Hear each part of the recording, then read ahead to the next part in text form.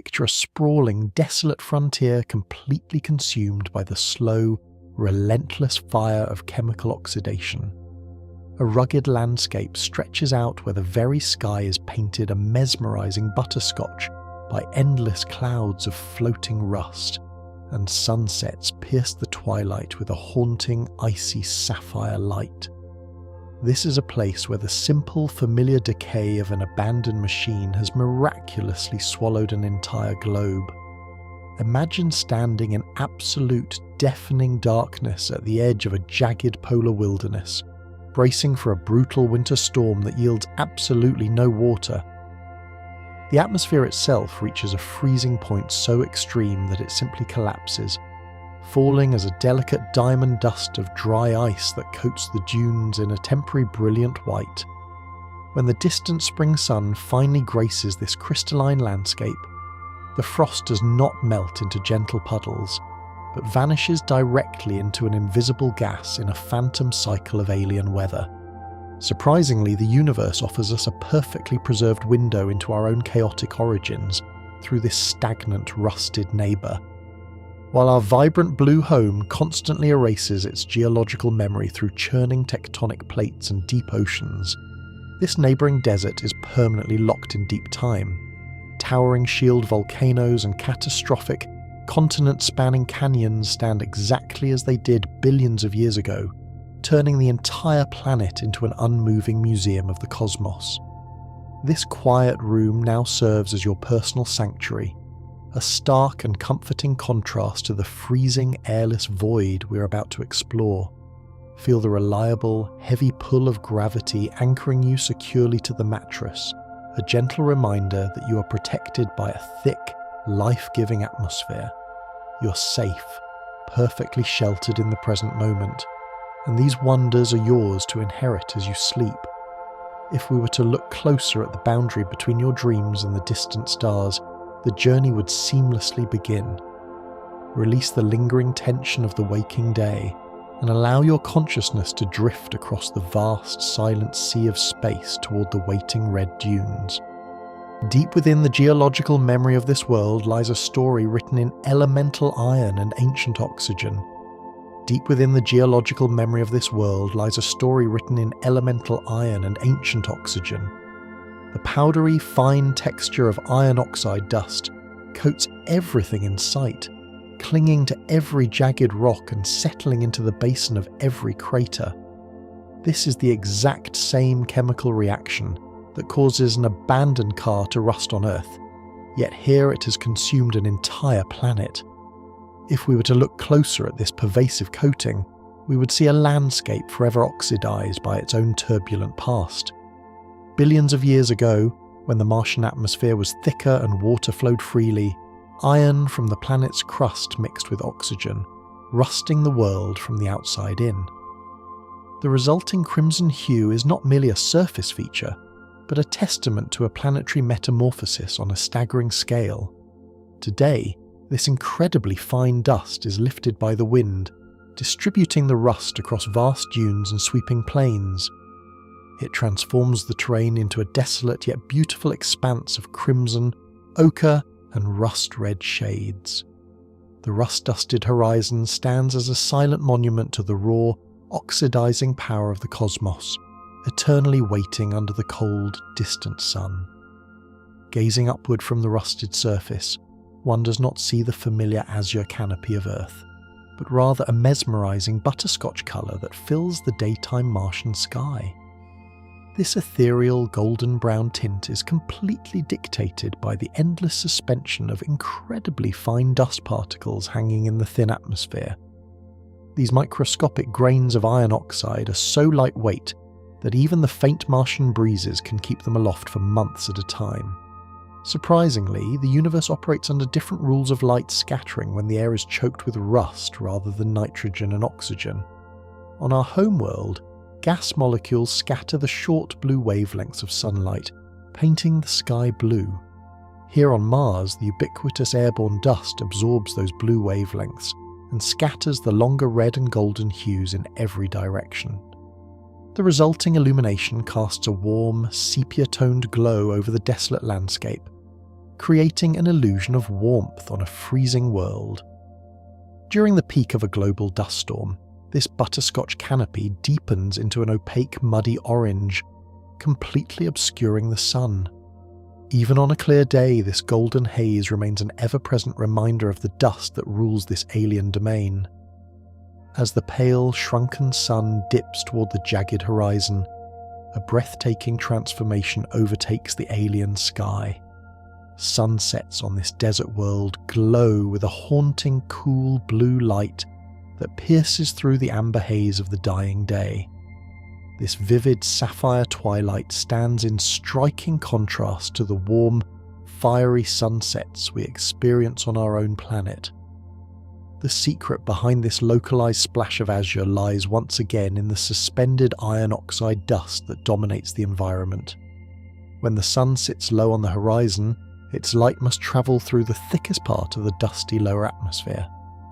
The dust particles are uniquely sized to allow the blue light to penetrate through the haze directly toward the observer, while the red and yellow light is scattered away in other directions. Consequently, a brilliant halo of cool blue surrounds the setting sun, fading softly into the darkening butterscotch sky. This eerie, beautiful phenomenon provides a brief moment of profound visual serenity before the brutal, freezing night takes hold.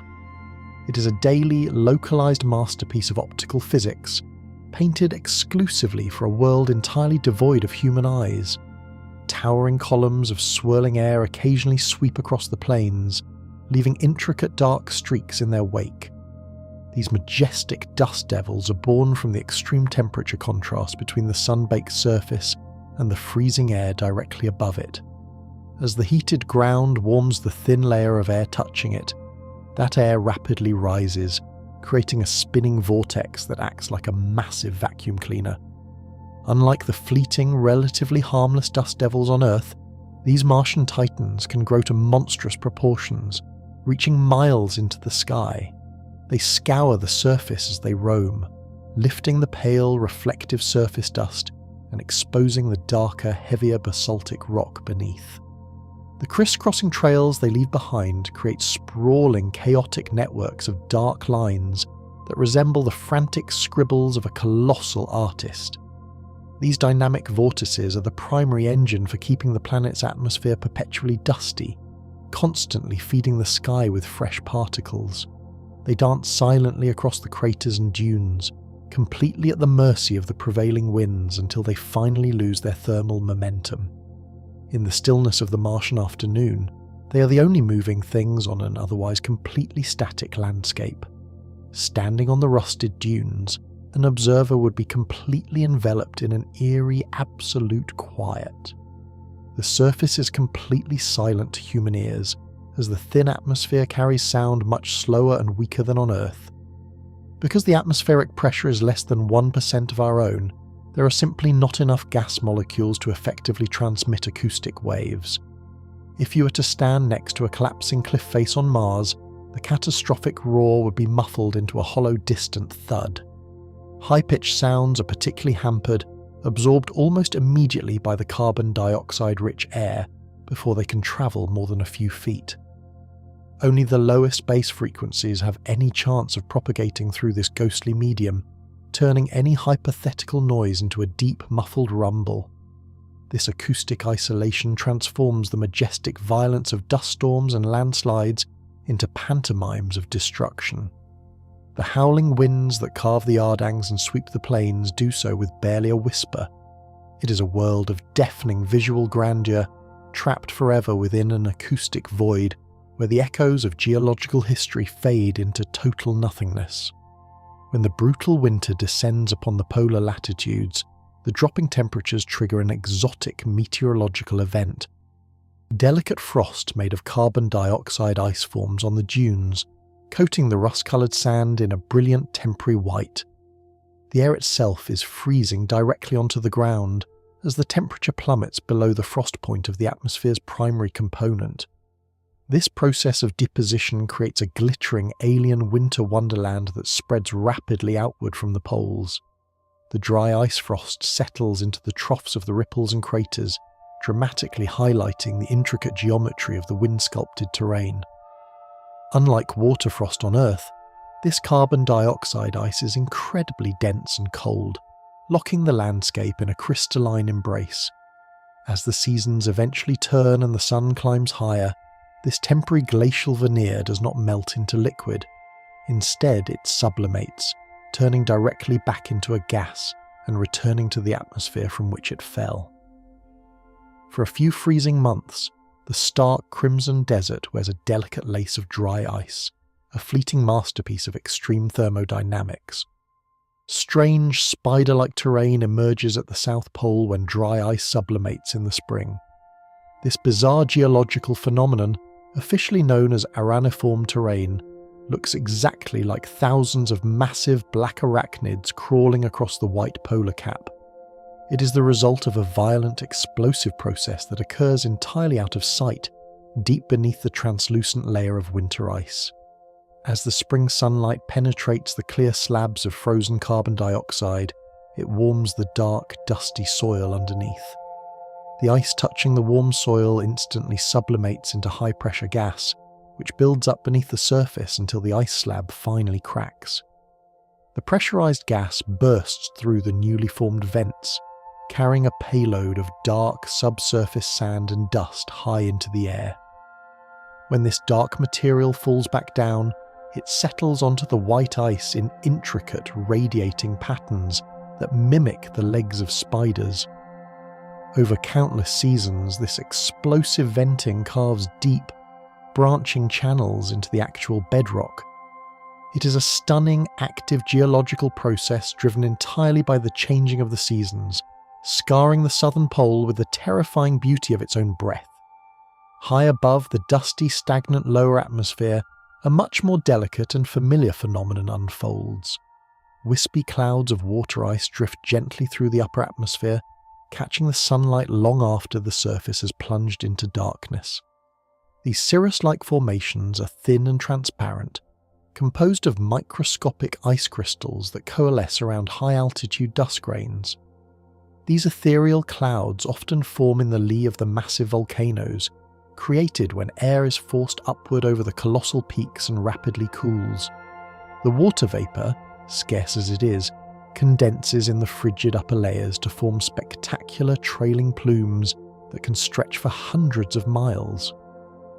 They're a haunting reminder that water still exists on this desiccated world, forever trapped in a frozen, inaccessible state. During certain seasons, these icy veils become highly visible from orbit, banding the planet's equator in a pale gossamer ribbon. Because they form at such extreme altitudes, they reflect the light of the setting sun, glowing with a soft, iridescent luminance against the blackness of space.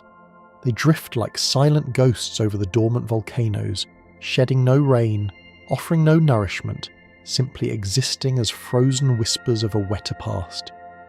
Deep within the craters and along the edges of the vast canyons, the geometry of light plays strange tricks on the landscape. Shadows stretch incredibly far because of the planet's lower curvature and the low angle of the winter sun. Because Mars is significantly smaller than Earth, its horizon falls away more sharply, allowing light to cast unnaturally elongated silhouettes across the dusty plains. This extreme interplay of light and dark turns the rims of impact craters into towering, menacing walls of absolute blackness. A relatively small boulder can cast a shadow that stretches for dozens of meters, distorting the true scale of the terrain and confusing the depth perception of any observer. The stark lack of ambient light scattering in the thin air means these shadows are razor sharp, devoid of the soft, diffused edges seen on Earth. In the depths of Valles Marineris, these immense shadows can plunge entire sections of the canyon into darkness hours before the sun actually sets. The landscape becomes a high-contrast world of brilliant sunlit rust and bottomless freezing shade. This dramatic lighting accentuates every single ripple and fault line, rendering the planet's scars in vivid, terrifying relief. Even after the pale sun has vanished completely and the long shadows are swallowed by the darkness, the sky does not go entirely black. A soft, continuous glow known as night glow gently illuminates the sky even after the sun goes down. This faint, ghostly luminance is generated by chemical reactions happening high in the upper atmosphere, far beyond the reach of the dust storms below. During the day, intense ultraviolet radiation from the sun splits molecules of carbon dioxide and nitrogen apart. When the night falls and the temperature drops, these wandering atoms finally recombine in the darkness, releasing a tiny photon of light in the process. The collective energy of these billions of microscopic flashes creates a subtle, glowing aura that washes over the entire planet. Though invisible to the naked human eye, specialized cameras reveal this glow pulsating in complex, swirling patterns dictated by high-altitude winds. It is a silent, ultraviolet aurora that requires no magnetic field to exist, painting the night with the dying energy of the distant sun. Under this imperceptible, glowing shroud, the rust-dusted horizon finally rests in the absolute cold of the Martian midnight. Under this imperceptible, glowing shroud, the rust-dusted horizon finally rests in the absolute cold of the Martian midnight. But the silence of the night cannot mask the staggering, silent immensity of rock formations dwarfing earthly mountains. Olympus Mons stands as the largest volcano in the solar system, reaching nearly 3 times the height of Mount Everest. This colossal shield volcano is a monument to a time when the planet's interior was violently active, spewing unimaginable volumes of lava onto the surface. If we were to look closer at the sheer scale of this peak, it defies normal human comprehension, covering an area roughly the size of the entire state of Arizona. The base of the mountain is surrounded by a sharp cliff edge that drops several kilometers down to the surrounding plains, a feature unique among planetary volcanoes. It is an enduring, silent titan that has overseen the slow death of the world around it for billions of years. As your body sinks deeper into rest, allow the sheer scale of this distant mountain to anchor your breathing. The slow, rhythmic rise and fall of your chest mirrors the long, extinct geological cycles that birthed such a giant. This structure is so expansive that someone standing on its edge wouldn't realize they were on a mountain, as the slope curves beyond the horizon. Because the volcano is so incredibly broad and its slopes are so gentle, the summit is actually hidden by the curvature of the planet itself if viewed from the base. An observer attempting to climb Olympus Mons would experience a journey more akin to crossing a slightly tilted, endless plain rather than scaling a jagged peak. Surprisingly, the universe allows a mountain of this size to completely trick the eye, turning a climb into a seemingly infinite upward walk. The journey to the top would take days of travel across a rugged, sloping desert of ancient, hardened lava flows. Only the gradual thinning of the already sparse atmosphere would give any indication of the incredible altitude being achieved. It is a mountain that cannot be fully seen from its own surface, requiring an orbital perspective to appreciate its true, terrifying majesty. The gentle incline is a testament to the low viscosity lava that built it, flowing easily and spreading far before finally cooling into rock. 3 massive volcanoes form the Tharsis Montes, aligned like giant sentinels across a vast bulge in the planet's crust. Ascraeus Mons, Pavonis Mons, and Arsia Mons sit in a near-perfect diagonal line, spaced roughly evenly apart across the equator. Together with Olympus Mons, they dominate the Tharsis region, a massive elevated plateau that makes up a significant portion of the Western Hemisphere. Deep within the planet's past, a massive mantle plume, a localized upwelling of abnormally hot rock from the core, fueled the creation of these 3 giants simultaneously. They rise, on average, over 14 kilometers above the surrounding plains, their peaks frequently poking through the thin, dusty clouds of the lower atmosphere. The alignment of these peaks suggests a massive linear fracture in the crust through which magma repeatedly escaped over eons. These 3 sentinels stand in eternal formation, their slopes scarred by countless overlapping lava flows and massive collapse features. They are the frozen remnants of a planetary hotspot that relentlessly pumped molten rock to the surface, reshaping the very balance and rotation of the globe. Alba Mons spreads across an area nearly as large as the United States, yet features astonishingly gentle slopes. While not as tall as its neighbours in the Tharsis region, it is unparalleled in its sheer horizontal expanse, making it the most voluminous volcano on the planet. Its slopes are so incredibly shallow, averaging only half a degree of incline, that it resembles a massive, slightly raised pancake rather than a traditional mountain. This bizarre, flattened profile is the result of countless eruptions of extremely fluid, runny lava that spread out rapidly in all directions before solidifying. The lava flows from Alba Mons are some of the longest and most expansive in the solar system, completely resurfacing vast tracts of the northern lowlands. Over time, these fluid eruptions built a structure that is more of a regional plateau than a distinct peak. The summit of Alba Mons is crowned by a complex network of intersecting calderas and deep fracture zones, hinting at a chaotic history of summit collapse and internal shifting. It is a quiet, sprawling giant, a completely different expression of planetary volcanism that emphasizes breadth over altitude. As you relax, let the image of these vast, gently sloping plains smooth out the tensions in your own muscles. Feel the steady, unhurried spread of relaxation, much like those ancient, unstoppable rivers of stone. Ancient lava flows from these giants have smoothed over immense stretches of the northern hemisphere. The northern third of the planet sits significantly lower in elevation than the cratered southern highlands, a topographical mystery known as the hemispheric dichotomy. The eruptive output from the Tharsis Bulge and Alba Mons poured downhill into this vast basin, effectively paving over the older, rougher terrain. If we were to look closer at these northern plains, they appear deceptively smooth and featureless, lacking the heavy cratering seen in the south. However, this smoothness is merely a relatively recent veneer of solidified basalt, hiding the true ancient crust miles below. These massive lava floods filled in old impact basins and buried ancient riverbeds, erasing a significant portion of the planet's early geological record.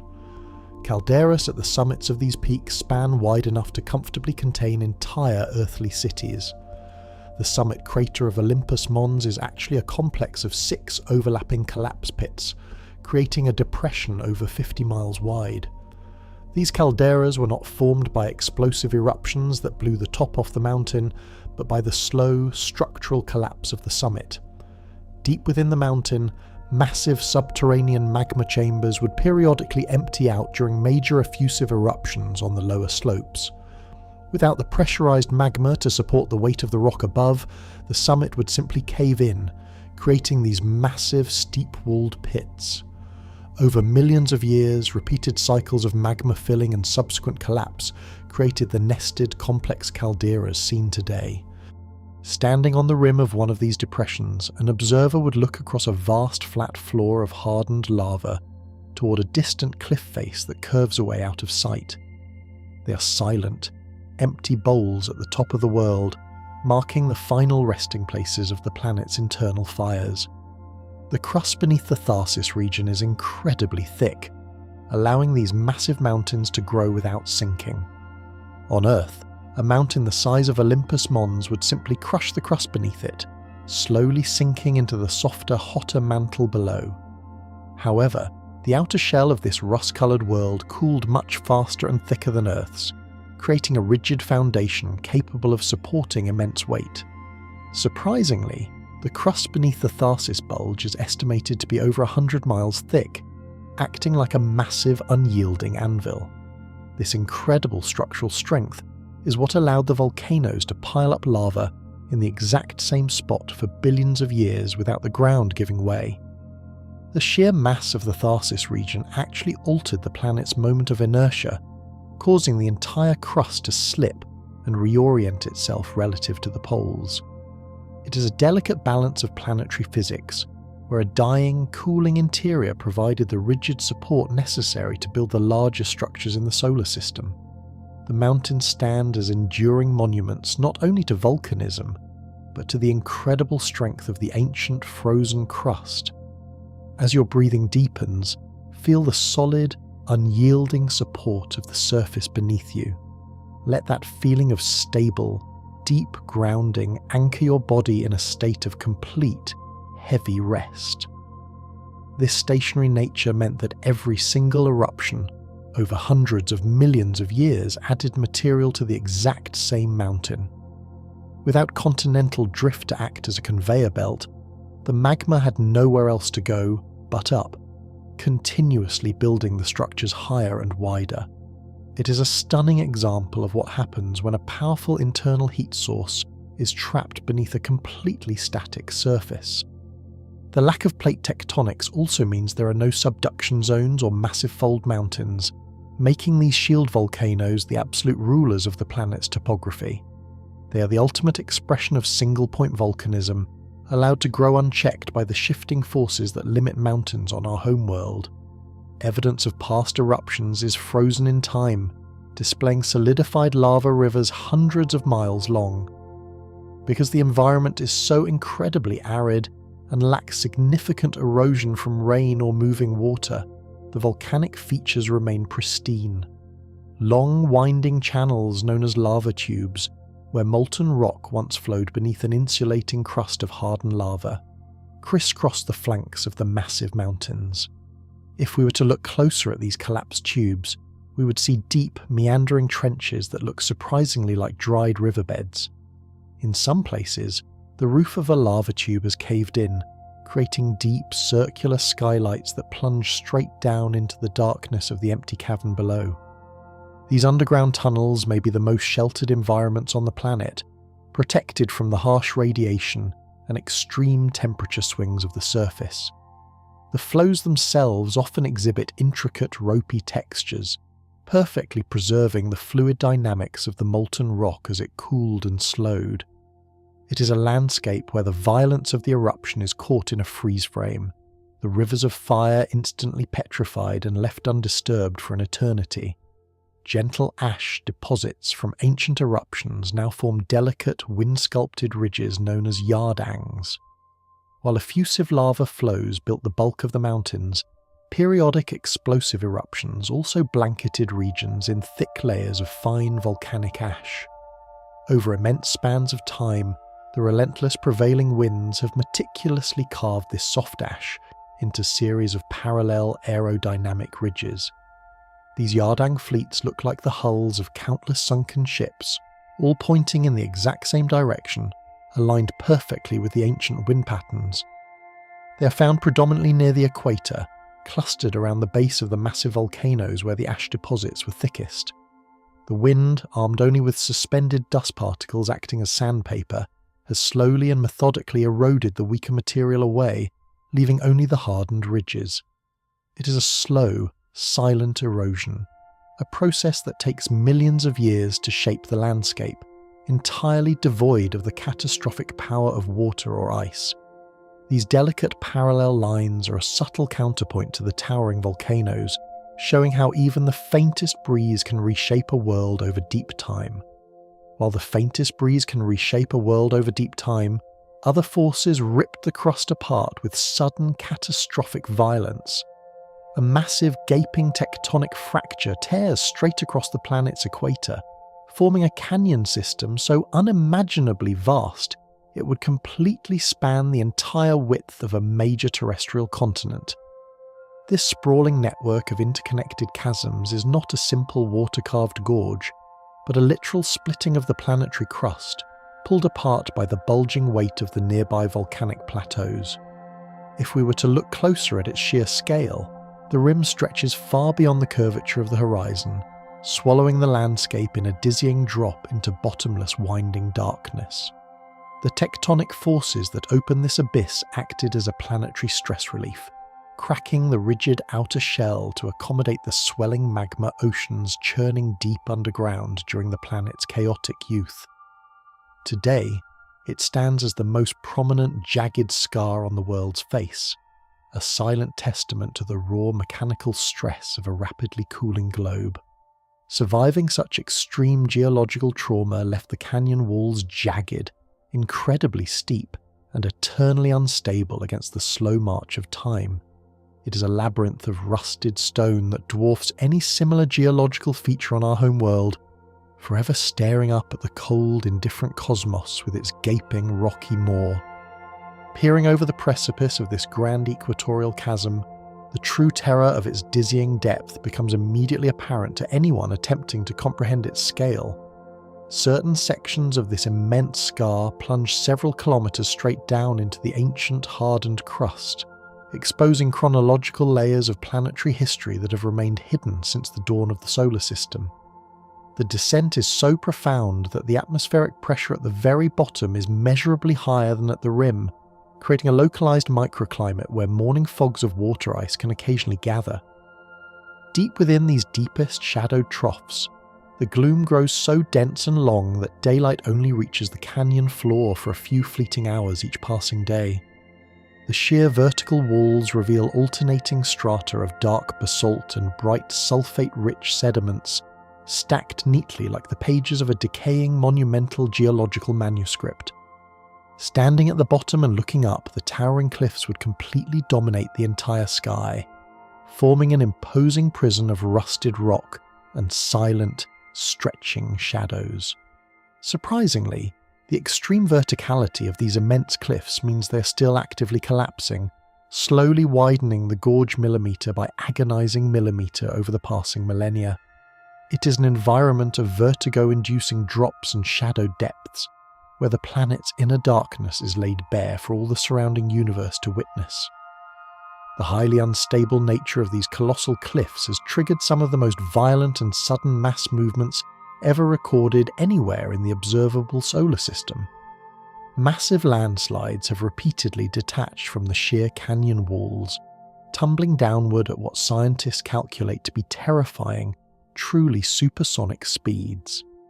The near-total lack of air resistance and the tremendous vertical drop allow countless tons of rock to accelerate to horrifying velocities before slamming violently into the canyon floor below.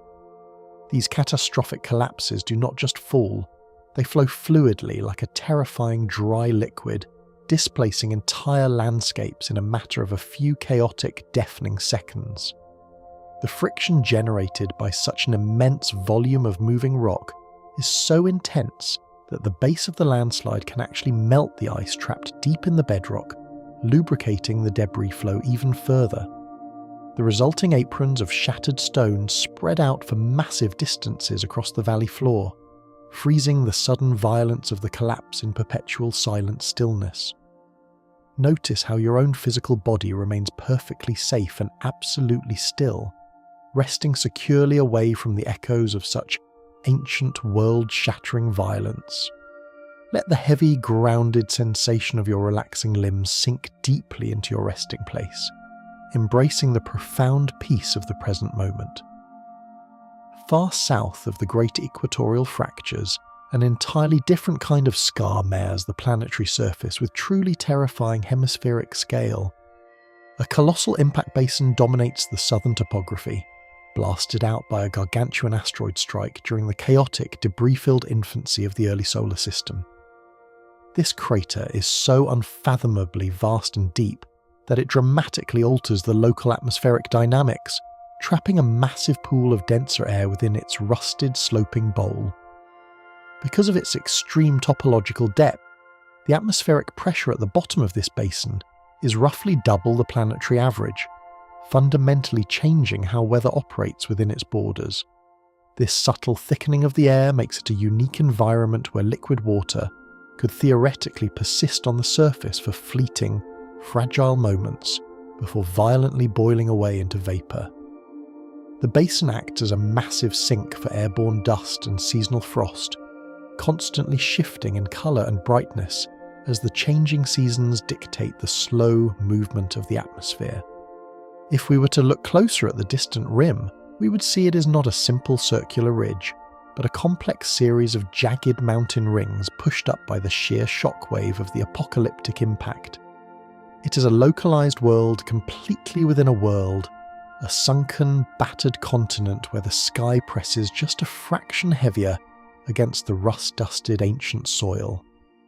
Perched precariously on the high, fractured plateau near the Great Equatorial Canyon lies a region of unparalleled, confusing geological chaos that defies simple explanation.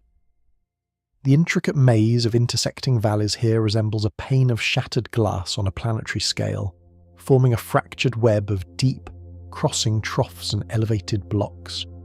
This fractured zone marks the exact focal point where immense tectonic stress pulled the crust in multiple, conflicting directions simultaneously, causing massive blocks of solid rock to simply sink downward into the void.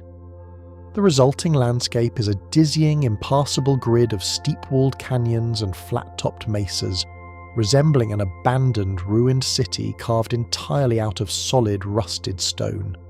Ethereal fog and low-hanging clouds frequently pool in these deep crossing corridors during the early morning hours, creating an eerie, glowing labyrinth of trapped atmospheric moisture. As the weak, distant sun slowly rises, the fog gradually burns off to reveal the jagged, sharp-edged reality of the sunken, treacherous valleys below. To navigate this treacherous terrain would require descending into deep shadows, turning endless blind corners, and facing sudden dead ends walled by sheer, completely unscalable cliffs. It is a haunting monument to planetary tension, a place where the rigid outer shell simply gave way and fractured into a myriad of intricate sunken pieces. Amidst these deep, shadowed depressions and wide plains, a bizarre topological inversion continually challenges our fundamental understanding of how a physical landscape should logically behave. Curious inverted terrain occurs where old, deeply carved riverbeds now stand proudly above the surrounding plains as winding, elevated ridges of hardened, resistant stone. Long ago, fast-flowing water rapidly carved these deep channels into the soft bedrock, creating the familiar meandering valleys typical of a wet, vibrant and highly active environment. Subsequently, extremely fluid lava or heavily compacted sedimentary minerals completely filled these deep riverbeds, solidifying into a material much harder and denser than the surrounding softer landscape. Over countless passing eons, relentless wind erosion scoured away the softer surrounding plains, slowly lowering the overall ground level, but leaving the hardened, filled-in riverbeds perfectly intact and elevated. What was once the absolute lowest point in the valley has paradoxically become the highest, dominating ridge, acting as a fossilized cast of an ancient river floating above the modern desert. These serpentine ridges snake continuously across the barren ground, perfectly preserving the flowing liquid dynamics of energetic rivers that completely dried up billions of years ago. It is a spectacular, mind-bending geological paradox, where the fleeting memory of water is perfectly preserved in solid stone, lifted high above the abrasive dust by the relentless passage of deep time. As you visualize these slow, transforming landscapes, let your own breath become as steady and enduring as those ancient petrified riverbeds winding across the plains. Feel the quiet, comforting stillness of your resting body, safe and perfectly aligned with the slow, rhythmic pulse of the deepening night. South of the great northern basins and the equatorial scars, the terrain abruptly shifts into a rugged, ancient expanse that tells the raw story of the solar system's violently chaotic youth. The heavily cratered southern highlands preserve a pristine, undisturbed record of the heavy bombardment period, completely devoid of the resurfacing volcanic lava that smoothly paved over the northern hemisphere. Every single asteroid strike, from the massive basin-forming impacts to the tiny shallow pits, overlaps in a chaotic, utterly pulverized mosaic of cosmic destruction. Deep within this battered, broken terrain, planetary scientists can easily read the chronological history of the cosmos simply by observing which craters physically overlap and erase one another. Because there are no active tectonic plates to recycle the crust, and absolutely no rain to wash the deep scars away, a crater formed billions of years ago looks remarkably similar to a fresh impact. The surface is essentially a hardened, rusted sponge, continually absorbing and recording every single cosmic collision with perfect, terrifying geological fidelity. This entire southern hemisphere acts as the planet's unerasable memory drive, permanently holding the violent scars of a turbulent time when the solar system was filled with deadly flying debris. It is a silent, sprawling museum of cosmic violence, its dusty display cases left permanently open beneath the cold, distant and completely uncaring stars. Among these countless, overlapping southern scars, one particular massive depression holds a completely different kind of historical record within its towering circular rocky walls. A massive central peak rises majestically from the floor of this specific crater, but it is distinctly not formed by the violent rebound of the bedrock during the initial asteroid impact. Instead, this towering mountain is built entirely from stacked, delicate sedimentary layers, laid down patiently over billions of years by ancient winds and long-vanished deep-standing water. If we were to look closer at the gently eroded flanks of this sedimentary giant, we would see distinct colourful bands of clay, sulfate and dust, reading exactly like the rings of an unimaginably old tree. Long ago, the enclosed crater bowl was a massive deep lake, slowly filling with fine silt and sediment that settled quietly to the dark bottom over countless millennia. Once the lake permanently dried up, powerful winds aggressively scoured the crater bowl, removing the loose surrounding material and leaving only the hardened central mound standing tall and isolated. Today, our intrepid robotic explorers slowly climb this towering mountain of ancient, petrified mud, reading the drastically changing climate of the dying world in every single rock layer they carefully encounter. It is a vast, towering library of slow environmental collapse, flawlessly recording the tragic transition from a wet, potentially habitable environment to a frozen, desiccated and hostile wasteland. The lingering scars of water on this world are not always slow and gentle. Sometimes they speak loudly of terrifying, completely catastrophic, liquid deluges that reshaped continents. Bizarre, massive, teardrop-shaped islands sit patiently in the shadows of large craters, pointing their streamlined, heavily eroded tails across the vast, sweeping outflow channels. These remarkable formations were sculpted by sudden, immense mega-floods that tore aggressively across the landscape, completely dwarfing any catastrophic flood event ever recorded in human history. When pressurized underground aquifers violently ruptured or massive, holding ice dams suddenly broke, subterranean oceans of pressurized water exploded onto the surface, carving out channels massive distances wide in a matter of mere weeks. The rushing torrential water slammed heavily into the protective rims of existing craters, aggressively splitting the massive current and flowing rapidly around the unyielding rocky obstacles. The land directly behind the crater rim was perfectly shielded from the devastating, scouring flow, leaving behind a beautifully streamlined, aerodynamic island of completely undisturbed ancient rock.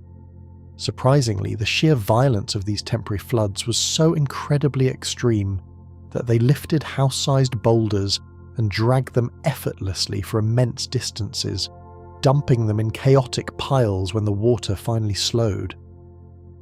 The teardrop islands remain as silent, streamlined monuments to a terrifying time when water was a violently destructive, apocalyptic force actively tearing across the red planet.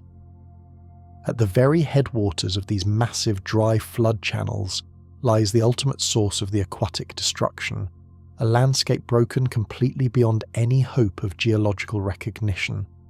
If we were to look closer at this chaotic terrain, we would see sprawling, terrifying regions of completely collapsed, jumbled crust where the surface simply fell in on itself in a catastrophic structural failure. These vast expanses of shattered blocks and deep, dark fissures look exactly like a muddy field that has dried and cracked under a brutal sun, but rendered on a terrifying global scale.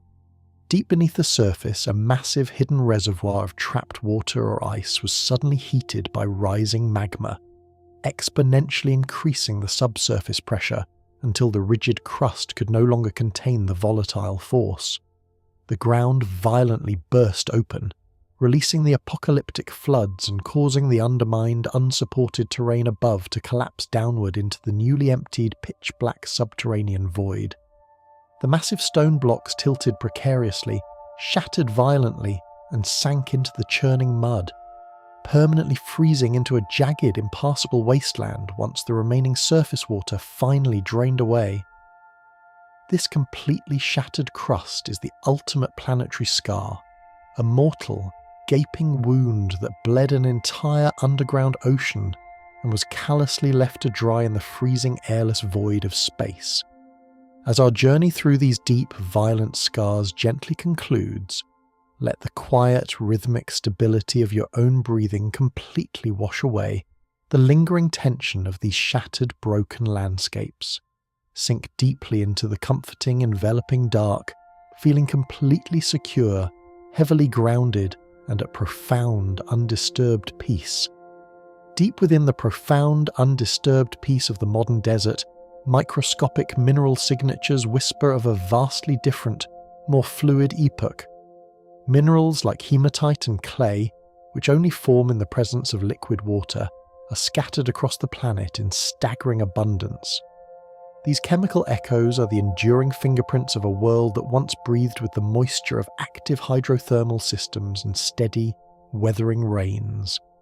If we were to look closer at the tiny grey spherules of hematite often called blueberries, we would see stones that grew slowly inside water-soaked rock layers.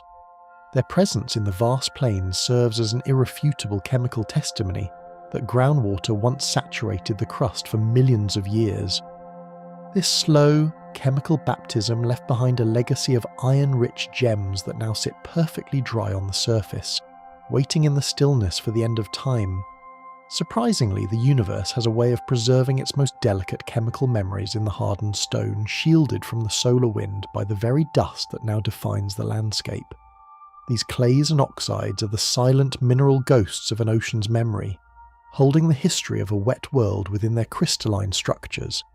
They stand as a quiet reminder that the red planet was once a place of soft, damp earth and persistent liquid chemistry.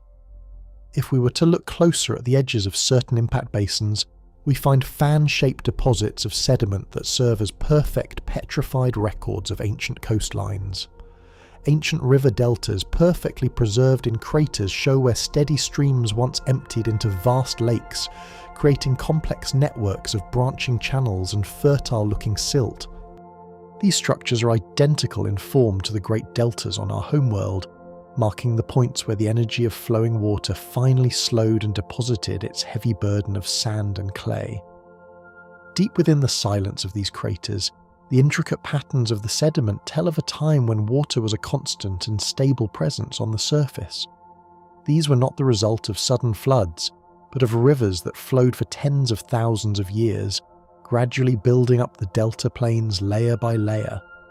The preservation of these features is so exquisite that we can still trace the individual paths of the water as it meandered across the delta front, searching for the easiest path into the standing lake.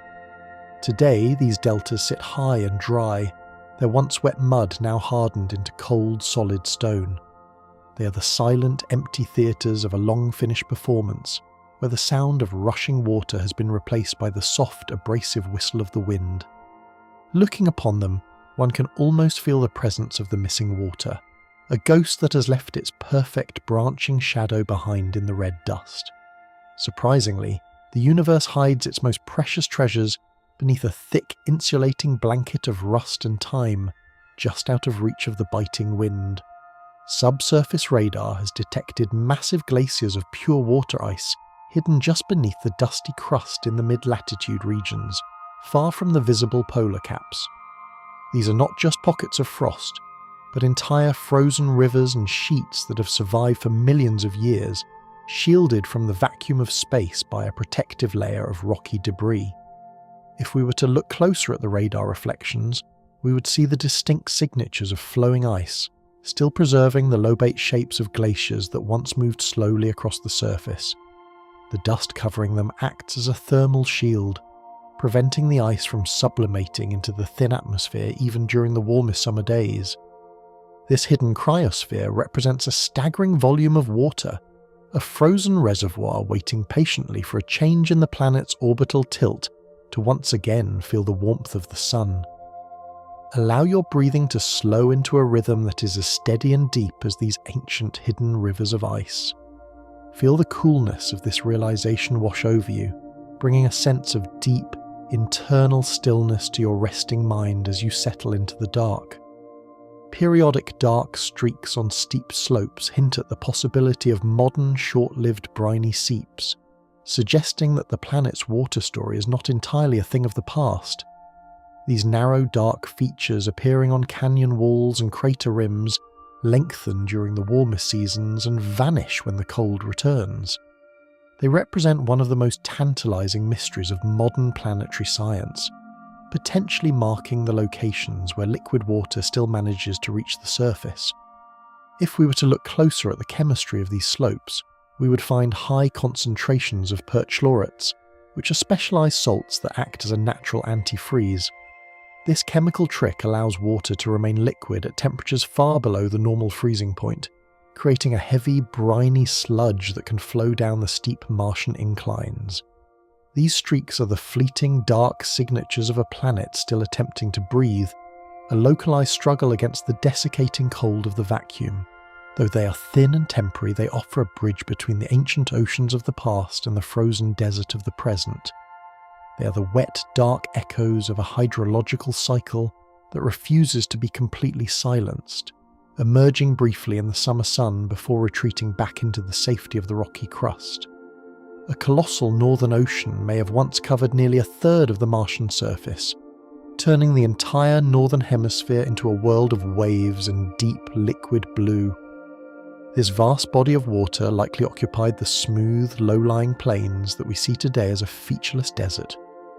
Shoreline features and ancient coastal terraces suggest that for a significant period, the planet possessed a global hydrological cycle capable of sustaining a permanent planetary sea. If we were to look closer at the edges of these northern basins, we would find the faint signatures of ancient waves and the movement of massive volumes of water. This ocean would have been fed by the great outflow channels, serving as a terminal basin for the catastrophic floods that periodically reshape the crust. The presence of such an immense body of water would have stabilized the climate, creating a world where clouds were thick and the sound of crashing waves echoed across the volcanic shores. Today, that ocean is a memory etched into the topography of the northern lowlands, its waters either lost to space or retreated into the freezing depths of the soil. It remains the grandest ghost of a wet world, a silent, sunken kingdom of rust, where a blue horizon once stretched into infinity. The smooth, rounded edges of ancient river pebbles, now bone dry under the distant sun, tell a story of incredible rhythmic motion that mirrors the rivers of our own home. Rounded pebbles discovered by robotic explorers look exactly like stones, smoothed by a gentle stream on Earth, their surfaces buffed to a fine finish by the constant mechanical tumbling of water. This specific shape can only be achieved through the kinetic energy of sustained fluid transport, where rocks are carried miles downstream, knocking against one another until all their sharp angles are ground away. If we were to look closer at these conglomerate rocks, we would see a chaotic yet ordered mixture of sand and stones, cemented together by time and pressure. These are the fossilized beds of energetic rivers that once carved through the landscape with enough force to carry heavy debris for great distances across the dusty plains. The clinking sound of these stones rolling over one another has been silent for billions of years, yet the evidence of their journey remains perfectly etched in their geometry.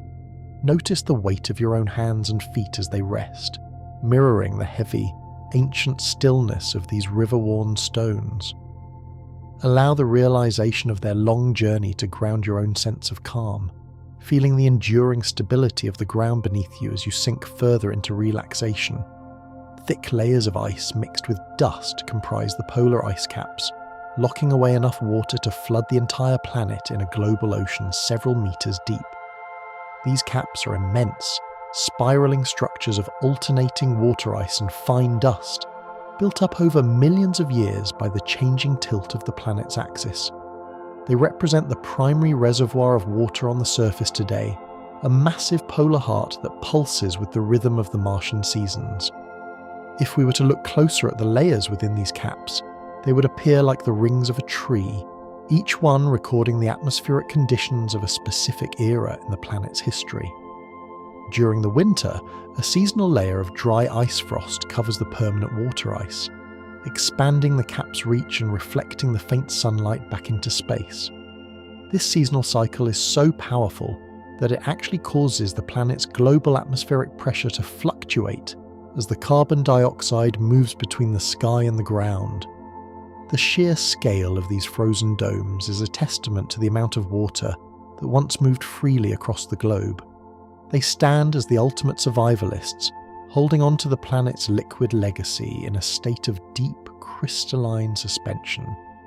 In the absolute cold of the polar wilderness, this ice remains a silent white sentinel, guarding the secrets of the Martian climate for the distant future. Hydrated salts found in various locations suggest that ancient lakes evaporated slowly over millions of years, leaving behind mineral crusts as their final, salty signatures. As the climate began to cool and the atmosphere thinned, the Great Lakes of the past were unable to sustain their liquid state, gradually shrinking as the water vanished into the sky or the soil. This process concentrated the dissolved minerals into a thick, briny soup that eventually crystallized into the colourful deposits we see today from the high vantage point of orbit. Surprisingly, the universe has left these mineral graveyards as a detailed roadmap to the planet's long and arduous drying history. These sulfates and chlorides are often found in the lowest points of ancient basins, marking the very last puddles to disappear from the surface of the world. They are chemical survivors, holding on to microscopic amounts of water within their very molecular structure, a tiny internal memory of the expansive lakes they once inhabited. If we were to look closer at these salt flats, they would reveal themselves as vibrant patches of white and yellow against the monochromatic red of the surrounding desert. They stand as a testament to the slow transition of a world where the once vibrant blue of water gave way to the enduring crystalline silence of salt. Massive outflow channels tell a story of ancient floods that dwarfed any deluge ever seen on our home world, representing the most powerful movements of liquid ever witnessed in the solar system. These are not the slow, meandering paths of rivers, but wide, scouring scars that stretch for hundreds of miles, carved by the release of entire underground oceans. The volume of water required to create these features is staggering, with flow rates that would have made the great rivers of Earth look like trickling streams in comparison. Surprisingly, the universe allowed these floods to occur with such violence because of the planet's unique ability to store water under high pressure beneath a thick permafrost layer. When that seal was broken by volcanic heat or tectonic shifts, the resulting eruption of water was a planetary-scale event that changed the face of the world in a matter of weeks. The sheer energy of the flow was enough to cut through solid rock and relocate millions of tons of sediment into the northern plains. Feel the profound, unshakable stability of your current position, a stark and comforting contrast to the rushing, ancient energy of these liquid giants. Let the silence of their dry beds bring a sense of absolute heavy peace to your entire being as the energy of the day fades away. Surprisingly, the universe provides a final, wintry grace to this frozen world in the form of quiet, celestial precipitation that blankets the red dust in white. Snowstorms actually happen here, but the snow is made of dry ice and falls strictly in the darkest nights of winter near the poles. These are not the heavy, wet flakes of Earth, but tiny, crystalline grains of carbon dioxide ice that drift through the thin air like a microscopic diamond dust, catching the faint glint of distant starlight. Deep within the polar nights, the temperature drops so low that the atmosphere itself begins to freeze out and fall toward the ground in a steady, silent shower. This carbon dioxide snow accumulates in delicate, powdery drifts that can blanket the high-latitude dunes in a thin, temporary veneer of brilliant white.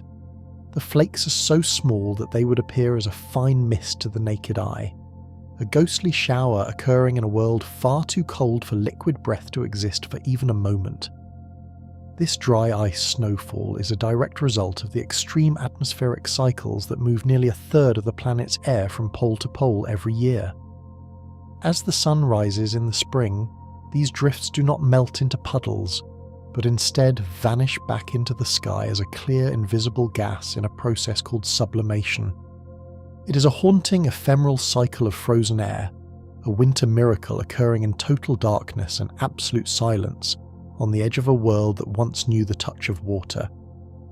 As the sun rises in the spring, these drifts do not melt into puddles, but instead vanish back into the sky as a clear, invisible gas in a process called sublimation. It is a haunting, ephemeral cycle of frozen air, a winter miracle occurring in total darkness and absolute silence on the edge of a world that once knew the touch of water. High above this silent, frost-covered landscape, the heavens are patrolled by two peculiar guardians that have never known the fluid grace or the perfect symmetry of a true planet. Deep within the geological history of the solar system, these two companions were forged not as elegant spheres, but as jagged, irregular fragments that survived a much more violent upbringing.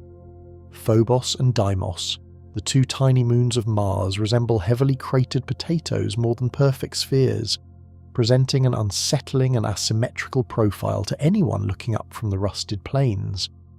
Their lumpy shapes are a direct result of their small size, as they possess far too little mass to generate the gravitational force required to crush their own rocky structures into a rounded hydrostatic equilibrium. If we were to look closer at their silhouette against the stars, we would see a chaotic arrangement of ridges, depressions, and sharp angles that defy the classical beauty of a moon.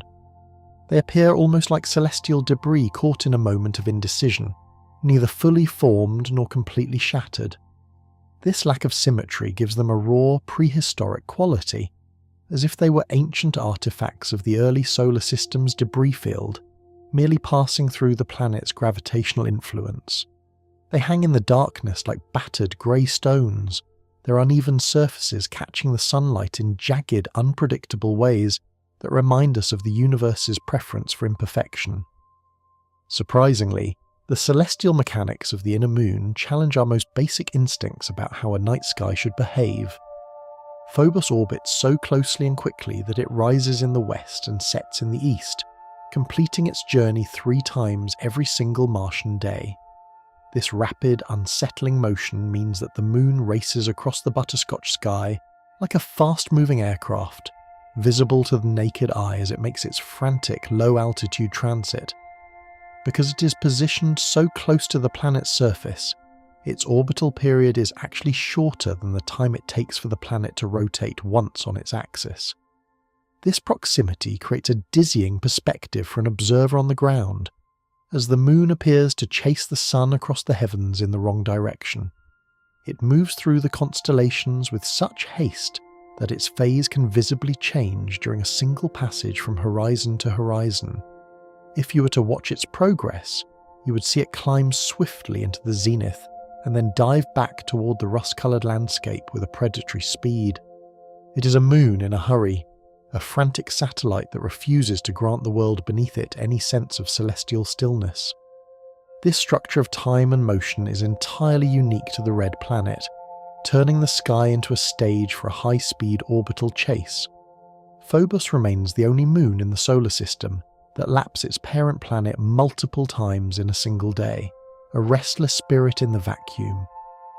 Floating much further out into the dark, the outer companion offers a stark and meditative contrast to its inner sibling's chaotic pace.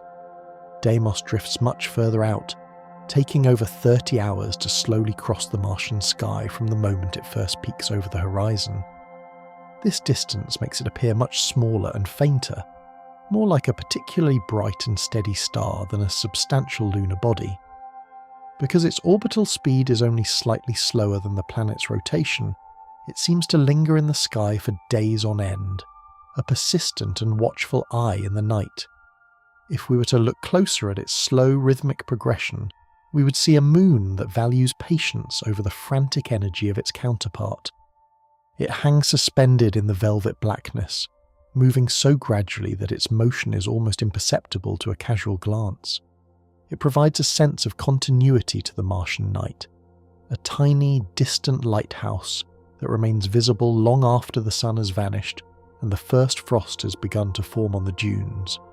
Deimos is the silent witness to the planet's long, cold evenings, drifting through the stars with a grace that Phobos will never understand. As you consider this slow, celestial drift, feel the weight of your own body settling into a similar state of deep, unhurried rest. Let your breath synchronize with the patient movement of the stars, finding a profound sense of calm in the absolute stillness of your surroundings. Dominating the surface of the inner moon is a feature so vast and violent that it nearly ended the satellite's existence before our history even began. Stickney Crater dominates the surface of Phobos, marking an impact so severe it nearly shattered the little moon into a cloud of rubble. This massive depression covers a significant portion of the moon's overall diameter, a gaping circular wound that reveals the pulverized interior of the rock. The energy required to create such a crater was almost enough to overcome the moon's internal cohesion, pushing it to the very brink of total disintegration. If we were to look closer at the rim of this impact site, we would see a landscape of absolute devastation, with debris and dust scattered across the lumpy terrain in every direction. The floor of the crater is a wasteland of shattered stone, a deep bowl that has swallowed the faint light of the distant sun for eons. It serves as a permanent record of a moment of terrifying cosmic violence, a near-death experience frozen in the airless vacuum. The fact that the moon survived at all is a testament to the strange, resilient physics of small-scale gravity and porous rock. Stickney stands as a silent scream across the face of the moon, a reminder that the heavens are often a place of sudden and transformative impact. This gargantuan scar has defined the moon's identity, leaving it forever lopsided and broken in the face of the infinite. Radiating outward from the sites of ancient trauma are mysterious, linear features that look like the claw marks of a planetary giant. Eerie parallel grooves stretch across Phobos, likely caused by debris raining down from impacts on Mars itself rather than local moonquakes. As massive asteroids slammed into the Martian surface, they ejected colossal plumes of rock and dust into space, some of which intersected the low-flying orbit of the inner moon. These secondary impacts acted like a cosmic shotgun blast, raking across the moon's surface and carving deep, straight furrows into its soft, dusty skin. Surprisingly, the universes physically link the planet and its companion through these scars, showing how the violence of one world can mark another across the void. The grooves are dozens of meters deep and hundreds of meters long, running in strange geometric patterns that confuse the eye. They give the moon a textured corduroy appearance, as if it has been meticulously combed by the gravity of its parent planet over billions of years. If you were to walk along these trenches, you would be traversing the literal remains of the red planet's own past explosions. They are the tracks of a shared history, a tangible map of the debris that once choked the space between the world and its tiny, lumpy moons. These markings represent a celestial bond forged in fire and gravity, etched forever into the cold grey stone. Surprisingly, the universe operates on a different set of architectural principles when the mass of a celestial body is too small to dictate its own form. Because they lack enough mass, neither moon possesses sufficient gravity to pull itself into a spherical shape, leaving them as the misshapen outcasts of the inner solar system. Gravity, the great sculptor of the cosmos, is simply too weak in these tiny domains to smooth over the jagged edges and lumpy protrusions that define their character. They're effectively large space rocks, boulders that have been promoted to the status of moons only by the luck of their current orbit. This lack of self-gravity means that the internal pressure of these moons is almost non-existent, preventing them from developing the layered cores and mantles found in larger worlds. They are likely rubble piles, loose collections of rock and dust held together by the faintest of attractions, and the friction of their own surfaces. This fragility makes them incredibly sensitive to the external forces of the planet they orbit, a precarious existence on the edge of structural failure. They remind us that the roundness of a world is a hard-won luxury, a privilege of mass that these two companions can never hope to achieve. Feel the gentle, steady pull of gravity on your own resting limbs, a quiet and constant force that anchors you safely to your world. Let this reliable weight guide you into a deeper state of relaxation, knowing you're held securely in place by the same forces that keep the moons in their dance. The frantic pace of the inner moon's orbit hides a tragic and inevitable destiny that is slowly unfolding over the passing millions of years. Phobos is slowly spiraling inward and will eventually be torn apart by gravity to form a faint, shimmering ring around the planet. Every time it completes its rapid journey, the tidal forces of Mars tug slightly harder on its irregular structure, robbing it of orbital energy and dragging it closer to the surface. It is a slow-motion collision that has already begun to weaken the internal cohesion of the Moon, stretching its rocky fabric toward the breaking point. If we were to look closer at the final moments of this celestial drama, the Moon will cross a mathematical threshold known as the Roche limit. At this point, the planet's gravity will overcome the Moon's self-attraction, causing the lumpy satellite to disintegrate into millions of fragments of ice and stone. These remnants will spread out along the Moon's former path, creating a thin, dusty ring that will encircle the red planet for a brief geological moment. The frantic rise and set of the inner Moon is the sound of a ticking clock, a countdown to a transformation that will turn a lumpy moon into a halo of light. It is a poignant reminder that even the most persistent guardians of the sky are subject to the relentless, transformative power of orbital decay. Soon, in cosmic terms, the red planet will join the ranks of the ringed worlds, its beauty born from the destruction of its closest companion. In stark contrast to the jagged and scarred appearance of its sibling, the outer Moon presents a surface that seems almost soft and velvet to the eye. Deimos is covered in a thick layer of loose regolith, making its surface look astonishingly smooth compared to its partner's violent, cratered landscape. This fine, pulverized dust is the result of billions of years of micrometeorite impacts that have ground the surface rock into a fine powder. Because of the Moon's low gravity, this dust does not settle in a thin film but forms a deep, porous blanket that fills in the craters and obscures the sharp edges of the terrain.